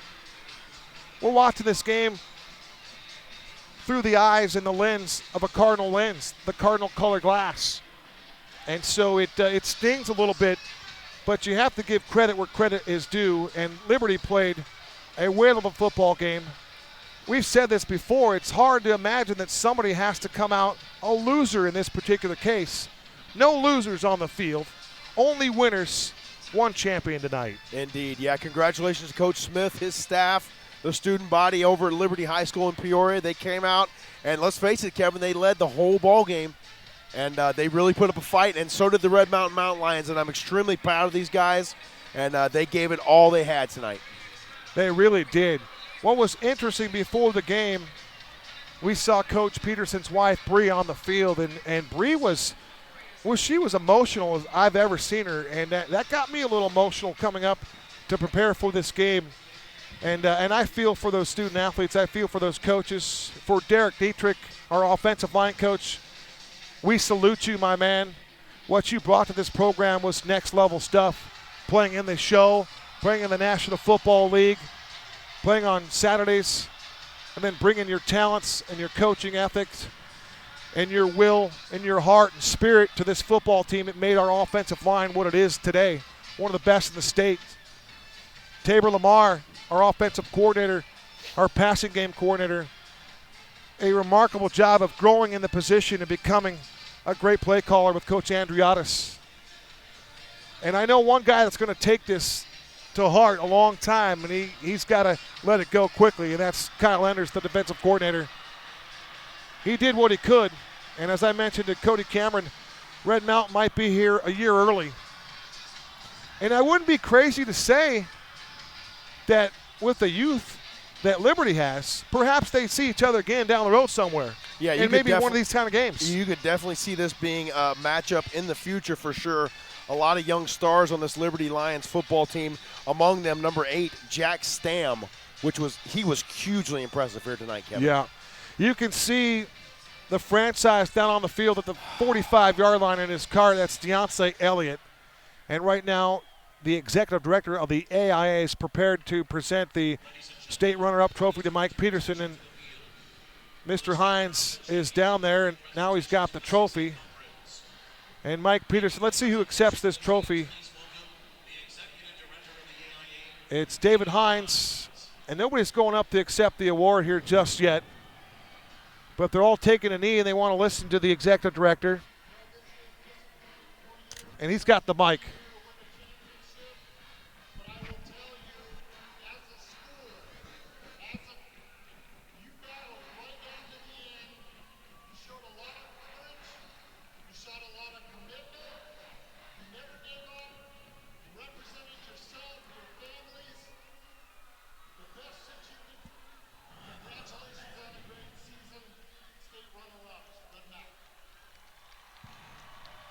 That's tough to hear, but it was well stated. And Mike Peterson has taken the trophy, handshakes with Seth Polanski. And I don't even think that is Pete who took that trophy. That's Pete. It is Pete. Pete's got a little facial hair. I haven't seen him in a week or two. I know he's disappointed. He's heartbroken, as all these kids are. Oh, man. And I will say this, JP. If you play in this type of game and you come up a buck short like they did against Perry in a similar fashion, you're looking for that get-over win, that signature dub, and they've got them. They've beaten teams that they shouldn't beat, and they've beaten teams that they should have. But they left it all on the field. They did. And that's something that you can walk away with and say, we gave it our all. And it wasn't 28-14. They missed extra points, and they couldn't convert. And they missed wide open receivers and threw picks and things like that. That's not what happened. Nope. They went down. They battled adversity. It's a testament to the coaching staff, the student body, and the community at Red Mountain High School to show that resilience, to come back and have a shot at the end to nearly win that game. This team was down 28-14, Kevin, in the fourth quarter. And they could have easily rolled over and said, you know what, Liberty came in here and kind of put the stun gun to us. And we don't know how to recover. But they said, no, that's not us. We don't lay down and die. This team has lost by a total of 7 points all season. Yeah. 7 points, Kevin. 1 touchdown. It's interesting to think what's going on right now. You got Richard Obert talking to Mike Peterson, but yet the team is still in a kneel-down position, and they're just waiting to hear their head coach talk to them one more time. And for his message, I know that coach is so proud of this group, and it's just tough. You're almost at a loss for words to get this close and to not have a chance for victory. Another shout-out to the AIA. This is the first time they've ever given the mic to the executive director, and you can actually hear what's being said. That's a touch of class here. That's a nice touch. You're right. And David Hines has done a nice job taking over for Harold Schlemmer. And I put this together at the end, James. You're not knowing how you'd react, so I put together a little bit of an idea of something I would say if Red Mountain was to have won the football game. And it's as I finished it up, I didn't hit send. I just closed up my computer, and I thought, I hope I didn't jinx myself by doing that. Yeah. But I wanted to be prepared a little bit in case we got into that moment. And I see Deontay down there on his cart, and that'll just bring a tear to your eye to see him down there. What could the game have been like with Deontay Elliott on the field? And they'd say the same thing about their guy, but Yep. You're right, Kevin. It takes a village, and Zacchaeus Cooper. so many contributors on this Red Mountain football team, from the players all the way down to everyone on the equipment staff. The training crew was out there earlier. I got a nice picture of them at midfield. I said, you guys are in the state championship tonight too. So Skylar Edmonds visibly upset there in the corner of the end zone, consoled by Coach Pete. Here's what I like about this. You got Mike Peterson, the third coach in the program's history, is going to literally hug every player as they leave the field here. And what's cool about that is that those guys played their hearts out for that man right there. Yep. There's nothing but mutual admiration and respect for those kids. And I said this before, I'm proud to be a speck of sand on this particular beach with this group of characters and this group of people. Special thank you to Jeremy Knutson and his staff, our entire bang-up crew, our Red Mountain TV crew, Eric Rich, Gavin O'Hearn, Manny Lopez, Aaron Lyons, Dayton Vanaker, Maximilian Vocone, like snow cone. We drilled it. Vocone, Garrett Merrill, Carson Jackalone, my broadcast partner to my left, James Poovey. Again, you, the listening audience, all the fans, the Petersons, the people that have come up to us after each and every game saying how much they enjoy the broadcast and how much they love Red Mountain football. That is one thing that we could say, James, is that we have added that dimension to this community and this football program, and that's something to be proud of. Yes, indeed, Kevin. And it's been our pleasure to bring these games to you. We do it home and away for the last 4 seasons, and I tell you, thank you, my friend, for bringing me on board, and it's been nothing but a pleasure. A couple other thank yous, then we'll get to some seniors, and we'll cut this thing out. But Parker & Sons, cooling and heating, plumbing, electrical, water and softening. There'll be no Melvins on your job, and we thank you for your participation. We thank you for your agreement of being our lead sponsor, Parker & Sons. Wonderful job in the community. Dry Force Water Removal Specialists. I mean, they were upstanding all season and for many years in their support. One Stop Nutrition, Dr. Doug Griffin. Hey, Doug G., you got a winner in Jake Griffin right there. Have fun watching that young man play college football and just mash people. I know we will. That's going to be a blast. Chuck's Fine Meats, Dr. Corey Giles, or Giles if you like it, depending on what part of the country you're from. Arizona Family and Sports Medicine, Butler Amusements, the Acoya Mesa, presenting a novel approach to senior living. The Vissus Pavilion at Los Angeles. It's funny that we have Acoya Mesa as one of our game sponsors. Senior living for this high school group. That's just good stuff. You need to have diversity because they're going to get old at some point. You got to be ready. But and then, Karen Ulati, we thank her for all that she does. Tyler Ebel, my man, a shout out to you, Tyler. You would have spotted for us tonight. I know you're at home mending. You got home today. God bless you. A speedy recovery to you. And we know that you're all about Red Mountain football. You bring the passion on Friday nights. And, of course, you're the voice of Red Mountain Athletics. We just hope Tyler didn't pull something listening to that game because that was pretty exciting, Kevin. Let's admit it. I don't know if Overtime the call was exciting. and the state championship. But the game was exciting. We got to just pass out Air Force commit, East Valley Region Offensive Player of the Year, Costin Cooley, my man. I salute you. To think that you did what you did and you also completed an online class in one night, I mean, you're a smart dude.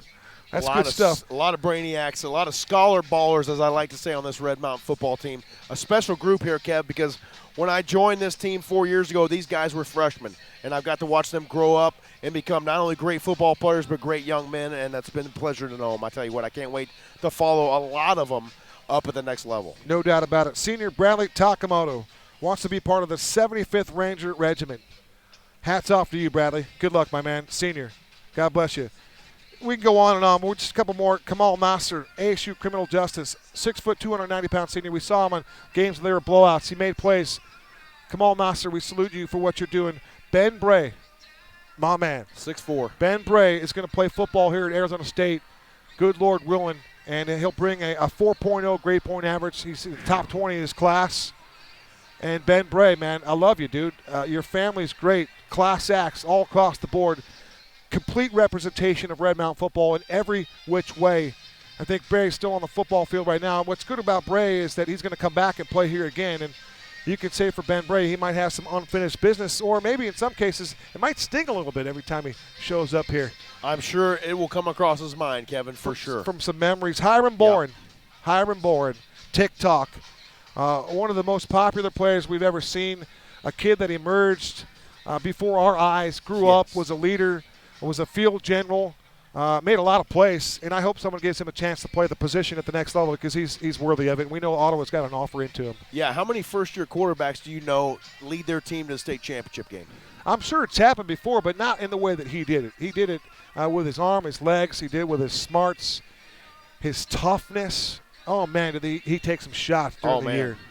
And he took a few tonight as well. Couple more. Trey Smith, the truth. Another guy, my man. You know, he's so classy, so soft-spoken.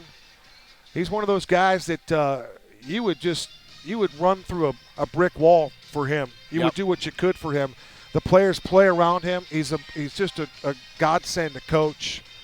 And he's just really kind of developing his game. He's just becoming a player as Trey Smith. Division I coaches, take a shot at this guy. ASU, give him a call. U of A has called. They haven't offered yet. But give this man a chance. He is so worthy and so deserved. And you as a coach or a coordinator or a recruiter will be a better person for getting this guy in your camp. Yeah, exactly. A number of players on this Red Mountain football team that could no doubt play at the next level. Shout out to Dan Manuch on his way out. And I got to give a shout-out to number 40, Bryce Stahl, because I really love the energy that guy brings. He's a senior, and I've really enjoyed watching you play football, young man. Well, I'm trying to think if I missed anybody. Jackson Beecher, dude, keep playing two sports. I mean, you're a player. Keep working on it. You got height. You're an end zone threat. You got hands. You can move the chains. Someone should give you a shot. Keep playing your game. We get George Ramirez back, and that'll be a lot of fun. And I'll just part ways with this. Deontay Elliott, he's still at the center of the field right now in his cart, just taking it all in. He's by himself. There's no one within 20 yards from this man. And Deontay Elliott couldn't play in this game, but you got to wonder what it's like as Zach Elvira approaches him, just kind of taking it all in as they begin the field maintenance here at Sun Devil Stadium. But it is definitely a doff your cap type situation to everybody involved with the Red Mountain football community. It has been my absolute pleasure. What a ride, buddy. What a ride. Wow. We almost did a season and a half worth this year, Kevin. Yeah. Think about that. You know, I said before the game, if we win this thing, it's all about winning and getting that jewelry. And if we lose, it's almost like you got punched in the gut and you came up another buck short, and it doesn't mean anything. But when you get this far and you come within that close, all you can do is hang your hat high and feel good about it. And you left it on the field and you did your best. Well, indeed. When you're down 20 by 2 scores in the fourth quarter, I think it was less than 10 minutes.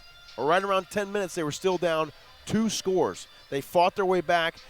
We would have a much different feeling if they were to lay down, not fight back, and lose the ball game 28-14. Said they fought back, got 2 unanswered scores, took it to overtime, and gave them all they had. Absolutely. Well said.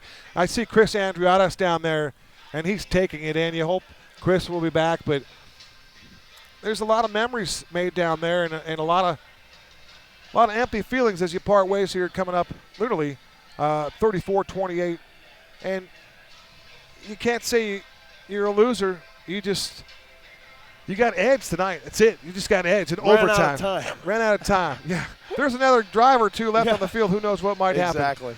For our outstanding broadcast crew, for the Red Mountain Nation, the Red Mountain community, and everyone we've already mentioned, God bless you all. We look forward to catching up with you again real soon. Hey, Sevens is coming up, and I believe with this coaching staff, if they can keep most of the guys, with the group that's coming back behind Parker McClure, Evan Swoboda, and company, Josiah Villanueva, Nas Bryant, the future is oh so bright for Red Mountain. Very bright. A number of young players on this squad that will get a lot of attention here in the very near future. From Tempe on the campus of Arizona State University, good night. Our final score, Liberty wins it 34-28.